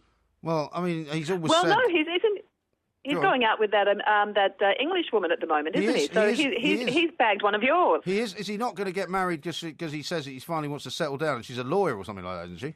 I don't think it'll ever happen.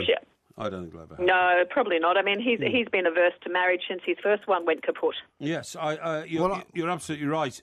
I wonder whether Angelina Jolie has taken on quite a challenge here, though, with Brad Pitt, because I mean, it's quite difficult with guys like him, isn't it? I mean, he's a big, massive Hollywood star. They got married supposedly in their French chateau, which he bought for a measly 35 million quid. I mean, it looks like a village. The place is amazing. I know, it's huge, isn't it? And their kids were involved in the wedding as well, so it was all a big family affair.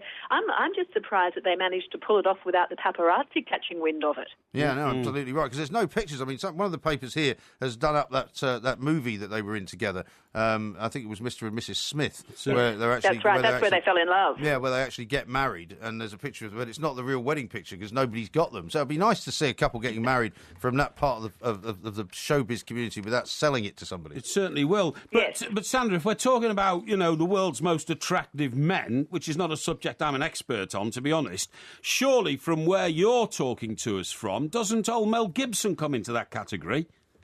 Oh, good grief, no, not anymore. He was quite a hottie when he was younger, but he's kind of blotted his copybook, he's blotted his copybook and his looks have left him. Yeah, but hang on. I thought the more mature man had an appeal to ladies of a certain age. Not suggesting that you're of a certain age, Sandra, but, this... I mean, when he was in Braveheart... how long ago was Braveheart? 10 years ago? No, about 30. Oh, you're joking. About 20, I think. Was it? Yeah. Well, there's large parts of Porky's brain have been lost to the mists of time. When sort of 10 years goes by like a minute. Yeah, but when he was riding around on that horse in Braveheart, with that flail stuck down the back of his shirt and all that, I mean, he looked quite impressive. Now, I can't believe that he's deteriorated so much over the years that he's not now... Well, why don't you have a look at the mirror? What do you mean? I mean, people deteriorate over time. 20 years ago, you didn't look at all like you look now. I tell you what, Sandra, let's talk about something sensible. I'm reading also, because, of course, I keep my eye on world affairs, that a lot of the coral reefs around Australia are starting to sort of degenerate because too many scuba divers are taking bits of them away. Well, they have been saying that, and also there's a lot of talk about the deterioration due simply to environmental causes. No one can really put a finger on what the cause is and how bad it is, or whether or not some of the coral will regenerate. So there's also talk about that. I mean, isn't the Great Why do you Barrier care about Reef... the coral reef? Sorry? Why do you care about the coral reef, I care about the world, Mike. Do you? I care about the world. I don't care just about stuffing kebabs down my face and smoking cigarettes. I care about the world. And the Great Barrier Reef, I think I'm right in saying, Sandra, is one of the wonders of the world, and it needs protecting, doesn't it? It is one of the wonders of the world, and you know what? You can see it from space too. Apparently, I've never been there, but it is an incredible place to go to and to visit, and it is under threat from the environment, which is a shame. Yeah, exactly. Well, let's talk about this other wildlife story then. Let's do that. The world's woolliest sheep found in Australia. It was in Tasmania, apparently. I'm reading here, and it's called Shaun the sheep. I don't know if he's named after the sheep in the Wallace and Gromit series, but its fleece weighs more than 20 kilograms. It became so thick that his eyesight was affected, and he's finally going to be sheared this week. It's quite quaint, I think, really, that in parts of the civilised world you can have a story like this. Yeah, it is quite cute, isn't it? And that's a lot of wool. That is an awful lot of wool. But where he comes from, that sheep, it's down in Tasmania. It's one of the coldest places in Australia. So you need a lot of wool to keep yourself warm down there. It's not surprising. Sandra, I'm told that some of these sheep farms in Australia are like hundreds of square miles in size. Do they still have these annual sort of sheep shearing drives where these guys go around these farms and live in little shacks and shear sheep for months at a time? Yes, they do. And in fact, they do them now with electric clippers. Once upon a time, they used to do them with old hand sort of cut shears, the old-fashioned shears, and now they do them with the electric clippers. And some of them can get through an entire sheep in sort of about a minute. It is phenomenal to behold. They are really skilled. When William and Kate were down there, didn't they have a go at it? Didn't she have a go at it? Yeah, they did. I remember seeing some piece of footage on that. Yes. Yeah, they did, and I think she outperformed him once again. Yeah, but that's incredible. So, I mean, does that literally mean they could be shearing 50 sheep an hour or something like that? Oh, yes, easy. And they have competitions too, and there's always a great big prize, and it always makes the news here at sheep shearing this season. It's incredible. It really is a lot of fun. It's one of those great sort of Australiana moments. Sure. We should try and get you to shear a sheep. That would be hilarious. Nobody now, Sandra, ridiculous. before we let you go, I always appreciate you spending some time with us. You're an author as well, aren't you, Sandra? Yes, I am. You're a very successful author, written many books. She's written Where is this leading? a particularly fabulous book about a dog that went to Afghanistan, one of those military dogs. Oh, and yeah, came back home sounds and went into great. retirement. What was the name of that book, Sandra? That was called Saving Private Sarby. Saving Private Sarby. Now, I don't know whether your books are sold on Amazon, but if you may want to buy a book just because you might have a loose moment, you can buy one of Porky's books on there for a penny. I've already bought it. Thank you. The Rooney Tunes. Yeah. Rooney Tunes. Did you buy? How much you pay for it? I paid a penny. Brilliant. Now, Sandra, I know that you're winding me up because, we've had a long and profitable friendship over the years. Very profitable if you buy your books for a penny. Not to be ruined and dismissed in, this disgraceful attack on my abilities as an author. I'll let you know that I've been in the bestseller list in the Sunday Times. Old Mike here, sitting next to me, proudly boasts he's written 4 books. When I asked him, and how many got published? 0. Absolutely none. He's a jerk. Well, it takes something. Exactly, it does take something to get published, and you and I share a publisher there. Your Rooney Tunes is published by John Blake, and so is one of my other books. Is also published by John Blake in the United Kingdom. Oh, super. Excellent. That's enough of this lovely my thing other publisher, by the way, is Simon & Schuster, published things, tomes about Margaret Thatcher and things like that. Well, I hope you're not going to write one about diving, because we've got Paul. Sandra, thank you very much indeed. We've got Paul, who's a Spurs fan, who wants to have a word with you about the Barrier Reef. Okay, Paul, good. Very good morning to you. I'm really angry with you, Mr. Parry. Your ignorance is absolutely mind-shattering. I suggest you go and look at the rules and regulations that are required to dive on the Great Barrier Reef. It's a state-controlled area now. Yeah. Any diver that dives on the Barrier Reef has to hold a special qualification called Peak Performance Buoyancy, which is known as PPB. Excellent. You have to be an advanced open diver, and your ignorance is absolutely mind-shattering. And I suppose you're all of these things, are you, Paul? Well, I tell you something, my friend. You probably wouldn't be allowed to go scuba diving because you're not healthy enough, because you have a heart condition, do you not? So you wouldn't be allowed to dive. Yeah, that's hardly my fault, Paul. It's hardly my fault, that I've got dilated cardiomyopathy, but thanks for the sympathetic word. Well, I'm so angry because it's people like you that probably think Jaws is actually a film that's accurate. Sorry, why are you angry with me? What have I said? Because your comment about divers smashing up the Barrier Reef is about is absolutely. I didn't say that. I didn't say that. No, I didn't. I didn't. You turned. I was so angry. I picked up the phone immediately. I said coral reefs. I didn't say the Great Barrier Reef. I said coral reefs, and the coral reefs I'm talking about are on the west side of Australia. They're on the east side, Michael. They run down. They run down from Cairns down to Sydney. You don't even know your geography. The Great Barrier Reef is actually a protected national state reserve. I wasn't talking about the Great Barrier Reef. I was talking about coral reefs on the east side of Australia. If you'd listen to me. You said west a second ago. Do you know your east from your west? West. I meant west. You're absolutely right. You're just confusing him now. Yes, there are. There's plenty of coral reefs around Mike, there Perth. are no coral reefs on the west side of Australia. The Great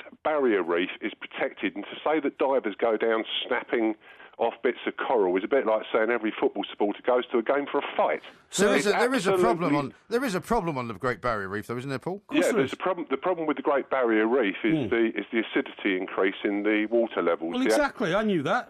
No, you didn't. You didn't. You turned around and said that actually the Barrier Reef. Or reefs are being snapped off, and your ignorance is shattering. Are you telling me no diver has ever taken a memento home from diving on the Great Barrier Reef?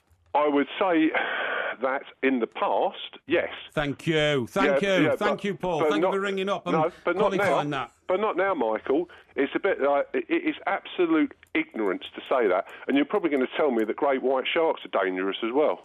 Well, I've never had an encounter with the great white shark, so I couldn't tell you. I don't know. I've seen Jaws though, and so have you. Yeah, I think they might be quite dangerous, great white sharks. Well, they've got a big mouth with lots of teeth in it. Yeah, they certainly have. In fact, they've got 6 rows of teeth, a shark, so they are quite dangerous. What are you laughing at? Paul's quite dangerous as well. You've upset this man, you know. Well, you should I don't know what he's getting apologise upset about. He's obviously a great lover of the sea, anyway. Yeah, good, and, good for him. I admire that. You know, and I'm glad he's a diver. Maybe one day. To start mocking me because I've got a dodgy heart, a dicky heart. Do you always mock the afflicted, Paul? Maybe he's gone now. Maybe we'll give you a test on the sea one of these days. Yeah. But coming up next, having a go at disabled people, is that part of your genre, Paul? Is it part of the diving genre? Coming up next, we're going to have a test on driving for Porky Parry. Recognise that song? That's I know that it's your kind of era, that. Yeah, no, that's the guy who the other record he did was Cars. No, that was Cars. Oh, was it? Oh, okay, sorry. But I know his name because he flew aeroplanes. Yes, he did. He flew around in aeroplanes. He had sort of blonde hair. Yeah, and he was only big for about 2 or 3 years, and then he disappeared off the scene and went and flying airplanes. And then the first name rhymes with your last name. Harry. No, Gary. Oh, Gary. Right, Gary. Gary Newman. Gary Newman. And there you Chingway Army. Yeah. Oh, is that right? Yeah, OK, well, there you go. And the reason we're playing the song about cars, of course, is because we are now going to give you a quiz. The quiz of the week, one of the highlights of this show, which is very popular with lots of people. Okay. It's all about driving. Just before you try and poison the audience against me by twisting all the answers, let me just reveal to the audience that actually I am on top of the game. The guy Paul, the Spurs fan, who was erratic and clearly, you know, excitable. He was very upset. Clearly excitable, telling me there are no coral reefs on the west coast of America when I told him... Australia, I beg your pardon. When I told him I'd been there and I'd seen them, actually dived on them, he said, no, you couldn't have done. This is from James Green, extremely educated man, who says, Mike, that last caller is an idiot. Ningaloo Reef is a coral reef in Western Australia, up in Coral Bay, near Exmouth. And he says... Well done, you've got it right. And I've been there and I've dived on that reef, OK? And I know where Exmouth is. Scuba diving and everything. Yes, exactly. Snorkel and flippers. No, snorkel and flippers. That's not really scuba diving, Well, it doesn't matter. I've been down there and I've seen it all, and it's brilliant. Now, Exmouth... How deep can you go with a snorkel and flippers, then? Well, 120 feet if you're, got the knack. You went 120 feet down with a snorkel on? I reckon about that. Anyway, Exmouth is where there's a... What are you laughing at? You can't go 120 feet down with a snorkel. Exmouth is where there is a very tall aerial, which is used in international communications for submarines, and it was from Exmouth that Mrs Thatcher issued the instruction to sink the Belgrano. Do you mean Exmouth in England? No, Exmouth in Western Australia. Oh, right, OK. It's north of Perth. It's near a what do you call it? A dolphin resort called Monkey Mere. Why is it called Monkey Mere if it's a dolphin resort? I don't know, but it is called Monkey Mere. Why wouldn't you call it Dolphin Mere? Sorry? Why wouldn't you call it Dolphin Mere? I don't know. It's called Monkey Mere. I don't know why. Maybe it should have monkeys or something, and now they've got dolphins. Very confusing. But anyway, the point is, Exmouth is well known as having this massive aerial, and it transmits ultrasound And ultrasound is the way submarines communicate with each other underwater. Is it? And it's from there that the instruction, as I say, was relayed from the Ministry of Defence in London to that mast and to the... was it the Conqueror that sunk the Belgrano? I don't know. I think it was. Anyway, Can we get on with the quiz now? Yeah, let's get on with the quiz now. Oh, yeah. Look at the time. Yeah, come on. The quiz is about to finish, and we haven't even started it. Come on. Right, now, this is an interesting quiz, because part of the quiz questions are going to be multiple choice. Okay. But the final 3 questions are not multiple choice, okay? So I hope you don't mind that. No. That's just the way that the researchers have done it up. Question Absolutely number fine. 1. Right. When is it okay to ignore a traffic light? A, when turning left. B, when a car passenger is pregnant and in labour. C, when there are no other cars in sight. Or D, never. The answer to that is never. Correct. Thank you. See, all sorts of trick answers there. You didn't fool me. That's not a trick answer. Number 2. Can't fool the Portmeister. When are you permitted to use the horn? A, at all times. B, between 5 a.m. and 2 a.m. C, between 7 a.m. and 11:30 p.m. Or D, from sunrise to sunset. That again. What was the first option? At all times. All times. It's the answer is A, at all times. That is incorrect. No, it's not. It's incorrect. Rubbish. This is the correct answer is between 7 a.m. and 11:30 p.m. Right. Okay. So at 11:40 p.m. then, a person walks in front of your car, won't get out the way. What are you supposed to do? You're not supposed to hit the horn because that's against the rules. So what do you do? What do you do? Well, you stop. And how many people don't use the horn in that sort of situation? I don't know. That is a nonsensical set of answers, and I'm refusing to have that as Well, that's 1 out of 2. A question. Let's move on. Utter Question nonsense. 3. Utter nonsense. Drivel. What is the speed limit for cars and motorcycles in built-up areas? A, 20 miles an hour. B, 30 miles an hour. C, 35 miles an hour. Or D, 40 miles an hour. B, 30. That is correct. Thank you. Ha ha! 66% success. 2 out of 3. Or 100% if you get real questions. Number 4. What is the difference between speed limits on dual carriageway and speed limits on motorways for cars and motorcycles? Is it 0, 10, 20 or 30? 10. That answer is incorrect. Rubbish. It's between 60 and 70. No, there's no difference.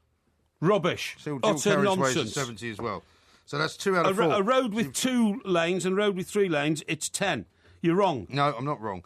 You got You're 50% wrong. now, 2 out of 4. Question 5. What's Dribble the head. typical total stopping distance for a car at 40 miles an hour? Is it A, 36 metres, B, 46 metres, C, 56 metres, or D, 66 metres? It's C, 56 metres. Incorrect. What is it It's then? 36 metres. Rubbish. It is. It depends who's driving, what sort of tyres he's got, and how efficient the car is. If it's a Jaguar, it would stop on a sixpence. If it was a Ford Poplar, 27 years old with bald tyres... The car will stop at the same level, no matter what car Nonsense. it is. Which of the following is not true? Answer A. While driving, you must not drive dangerously. B. While driving, you must not drive without care and attention. C. While driving, you must not drive without style and panache. Or D. While driving, you must not drive without consideration for other road users. Every one of those is true except the third one.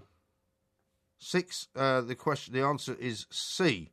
You must not drive without style and panache. Yeah, exactly. That's not the one you said, so you got that one wrong as no, well. I did. I said the only one that is out of order is the third one. Oh, OK. So that was the answer. Right, Thank you've been you. saved by the bell there. Thank 3 you. out of 6. Thank you.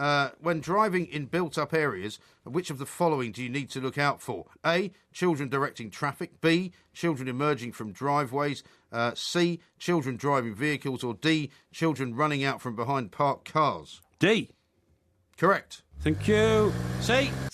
When I get a proper question, I give you a proper answer. So You're you stupid. got 4 out of 7. No, I didn't. Right, I now. got 4 out of 6. No, question number 8. Stupid. What are the 5 types of pedestrian crossing? Now we're entering a period where there is not any multiple choice, so this is a bit harder. Right. What are the 5 types of pedestrian crossing? What do you mean, what are the 5 types? Well, there are 5 types of pedestrian crossing. A pedestrian crossing goes black and white. Right. Sometimes there's a Belisha beacon. What's that called? What's called a zebra crossing. Right, that's one kind. There are 4 others. Well, the other one is like with the flashing lights. Yeah, what's that called? That's called... What's that called? It's I can never remember actually, because I think they should be banned, because stupid pedestrians go and press the button when there's no traffic on the road, and then they walk across it, and then when a car comes up, you're using up too much of your time. 30 seconds later, it's got to stop by a red light when there's nobody crossing. They're ridiculous. They should be banned. And what are they called? I've forgotten. Right, it's a pelican crossing. Pelican, that's the other three are Puffin, Toucan, and Pegasus. Ridiculous. So you got any of those? Nonsense. Question number 9: if your signal lights are not working, what arm signal do you need to use to indicate you are about to turn right? You stick your hand out the window to the right. And what do you use to turn left? You stick your hand out the window and you circle your arm Correct. like this, in this motion, that you're turning left. God, blimey. I mean, this is good stuff. You've got 5 out of 9. This is good stuff. So you could reach 5 out of 10, or you might even get 60% if you get this one right. This Final is good question. stuff. When can you wait in a yellow box junction? You can't. You get fined if you're trapped in a yellow box junction. Incorrect. Rubbish. You can wait when oncoming traffic is preventing you from turning right. Utter nonsense. It's not nonsense. Utter nonsense. So once again, the best we can do with Porky and his expertise on driving is 50%, 5 out of 10. I think this that's is Talk Sport. fantastic, considering most of the questions were rubbish.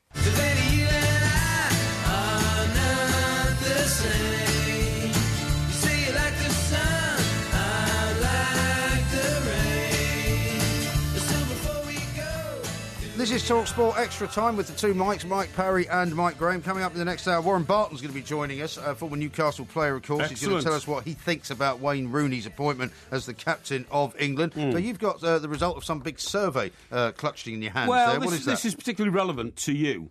Is it? Yeah, because you can be the office creep sometimes. I've noticed that. Yes, you can. How can I be the office creep? I'm barely in the office. Yeah, well, that's some of your and colleagues. Also, when I am in the office, there's nobody else here. Ask some of your colleagues, they'll tell you. Anyway, this is it's a survey on who we like and don't like in our workplace, Right. OK? There's only one colleague less popular than a slacker who doesn't pull their weight at work, and that's the know-it-all, OK? Oh, yeah. Well, that's not me. That's the know-it-all. I am absolutely not the know-it-all. I mean, the quizzes, I know that you get very upset when I ask you questions that you don't like and that you get wrong, but these questions are not compiled by me, as I keep telling you. Yeah, but it's got nothing to do with me. No, you give a nod and a wink to the person compiling them to try and put me in a difficult position. But it didn't work today, because I was the better got of you. 50%. I got more than 50%, because some of the questions were ludicrously inept.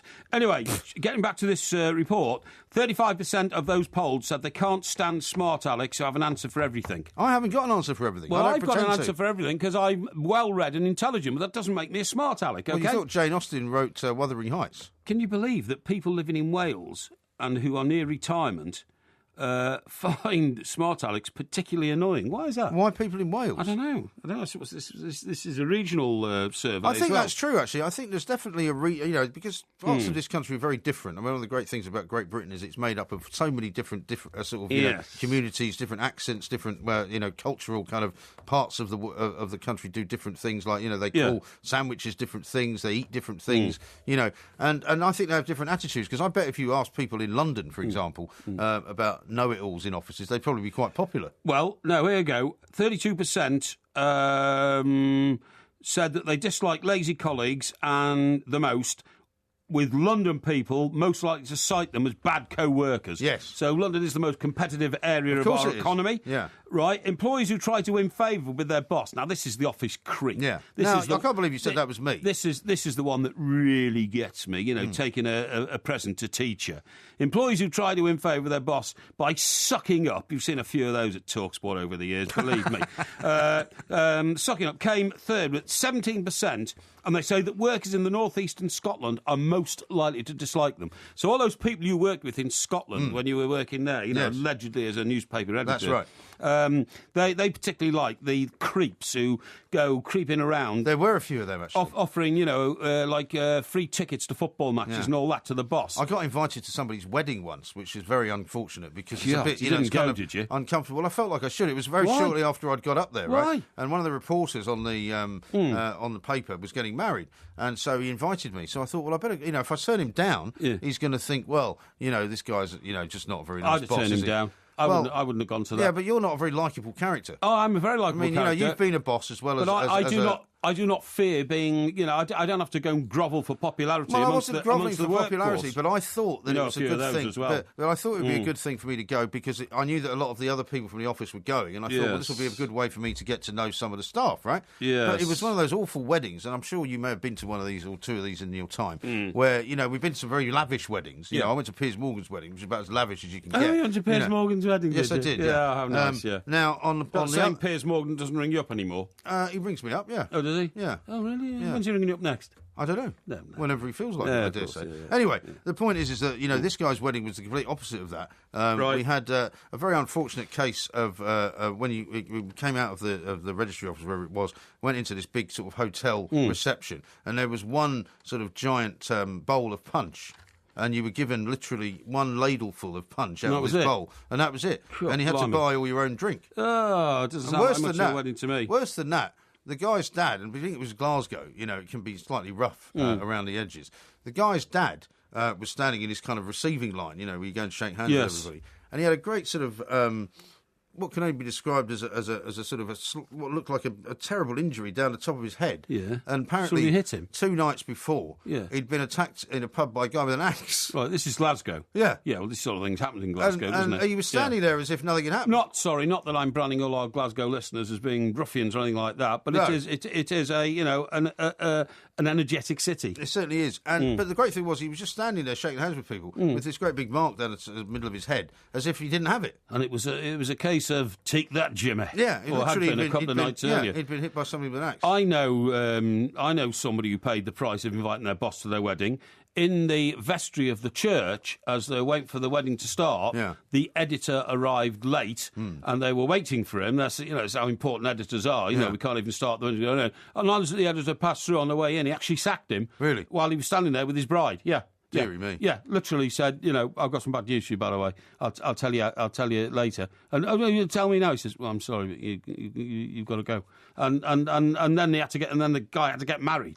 How about that? That sounds awful. He didn't look great in the wedding pictures, by the way. No, I bet he didn't. Yeah. Well, some editors were very vindictive in those days. Well, they probably couldn't get away with it. They certainly could be. But as for the office creep, that's the one that I really dislike. There are some creeps around who actually, they go and smarm it up with the bosses and all that. And actually, you won't believe this, Mike, I've even come across cases of people done that to you then when you were the boss. Well, they haven't done it to me because I wouldn't allow it. I believe in civilised behaviour, but I'm aware of people who actually go sliding around offering to do a job at a cheaper rate than somebody else who's already been assigned the job and all that kind of stuff. How about that? How about that? Shocking. How about that? Shocking behaviour. But then, we are in an open sort of trading area and people can do whatever they wish. Of course. Now, what's this old newspaper you're holding in front of you? No, I'll tell you what this is. Why did you mention Broadmoor to me earlier? Well, just because somebody said that when you go off on your walks up the hill to sit on the bench at Broadway, it's probably more likely Broadmoor because, they were making a little joke at your expense. Right, OK. Well, I'll tell you what, a national newspaper all last week was giving away anniversary editions. I don't know why, but they decided Well, people quite like old newspapers, I think it started, with giving away these anniversary editions of the First World War. Yeah. And people started giving papers away. Anyway, the Daily Mail giving away anniversary editions. One of them, Tuesday, January the 6th, 1981, baying crowd of 2,000 scream, hang him. And killer as Peter Sutcliffe is brought to court. And the headline says, Ripper, mob jeer accused lorry driver, because that's what he was in those days. He was a lorry driver, suspected of being a Yorkshire Ripper. Now, the guy who wrote this story is Ian Key, who is who I used to know quite well, who's the brother of an old friend of ours in America, Ivor Key. He was my best man. Who was? Ivor Key. Of course he was, that's right. Your wedding. That was the wedding that collapsed, obviously. Well, the wedding was very successful, actually. Yeah, but the marriage... The marriage didn't go so well. Yeah, but, that was some years later. Marriage collapsed because you couldn't possibly follow the rules of civilised behaviour. No, it wasn't that. And dedicate yourself to one woman. It was much more complex than that. Well, that was basically what it was all about. You putting it about, and your wife obviously didn't like that very much at all, and who could blame her? Now then, astonishing scenes... Are you going to move on to this now, then? Yeah. Astonishing scenes greeted Peter Sutcliffe, the man accused of being the Yorkshire Ripper, when he made his first appearance in court yesterday. And it gives you a full pull-out about the case. Now, what I was going to say to you was, the reason I brought this to your attention is because I actually found the Yorkshire Ripper for the Daily Express.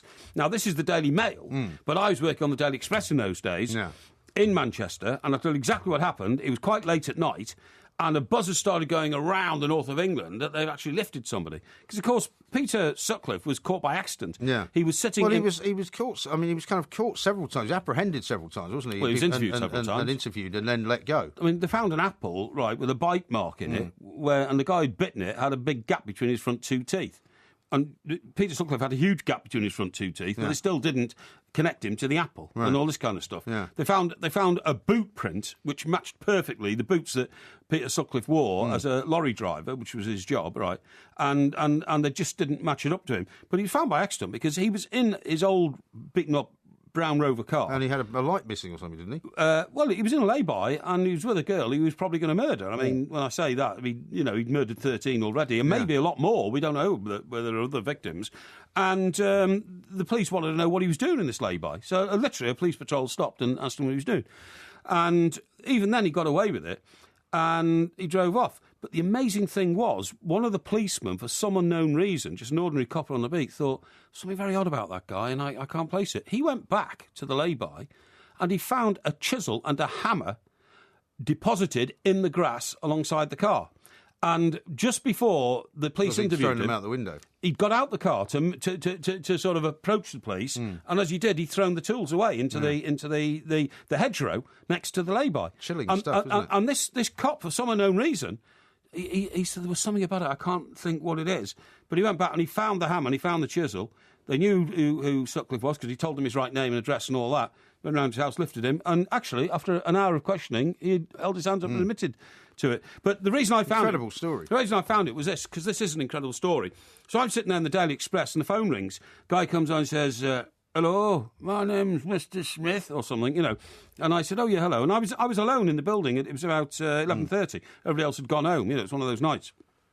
I said, oh, he says, listen, young man, you probably heard that there's a rumour around that they've got the Ripper. I said, yes. I said, we're searching high and low across the whole of north of England to find him. He says, well, I think I found him. I said, why? He said, well, I live in Eton in Bradford. He said, and there's about 12 police cars in our street and it's been sealed off and there's a load of coppers going in and out of the house opposite me. And I said, that's very interesting. I said, who lives in that house opposite you? He's a young lad called Peter Sutcliffe, a lorry driver, and his wife Sonia. Very nice people. I said, OK. I said, do you have a phone number for Mr. Sutcliffe, please? No. I said, have you got a phone book? Aye. I said, could you look him up for me? He looked him up. And he said, oh, here he is, you know. I said, give me his number. Thank you very much indeed. Very kind of you. Thank you very much indeed, you know. He said, oh, I've read the Express for 40 years. I said, that's great. Keep reading. So, anyway, I then dialed this number and somebody answered the phone. And I said, hello? I said, HQ here. Is that the Ripper's house? The guy said, yeah, it is. I said, thanks very much indeed. Bang. Put the phone down. I'd found the Ripper. Do you think if I'd rung up and said, this is Mike Parry from the Daily Express, is that the house of the Ripper? What would they have said? No. Exactly. They said, who are you and why are you ringing us? Yeah. So I was duplicitous and clever. Yeah. I foxed and the that cops. would now be illegal, wouldn't it? No, I don't think it would be. I think it would. All I did was ring up and said, hi, HQ, is that the Ripper's house? And the cop said, yeah, it is. Yeah, who's that? And I said, no, thanks very much indeed. Bang. And then we knew he'd got him. And in our last edition of the paper, we were the only paper to say the Ripper tonight is suspected to be, or the man suspected to be in the Ripper is a lorry driver, because then I rang the other guy back and said, right, tell me a lot more about him. What's he look like? Got any pictures of him and all that kind of stuff, you know. Did the full job. I was a hero. Astonishing story. That was the Two Mikes podcast. Yes, it certainly was. Don't forget, it's out every Tuesday and every Friday morning on iTunes. And you can follow us at the Two Mikes. So keep listening for more of MG's loose morals. Believe me, this boy hasn't got a moral fibre in his body. And more of his bizarre buffoonery. What?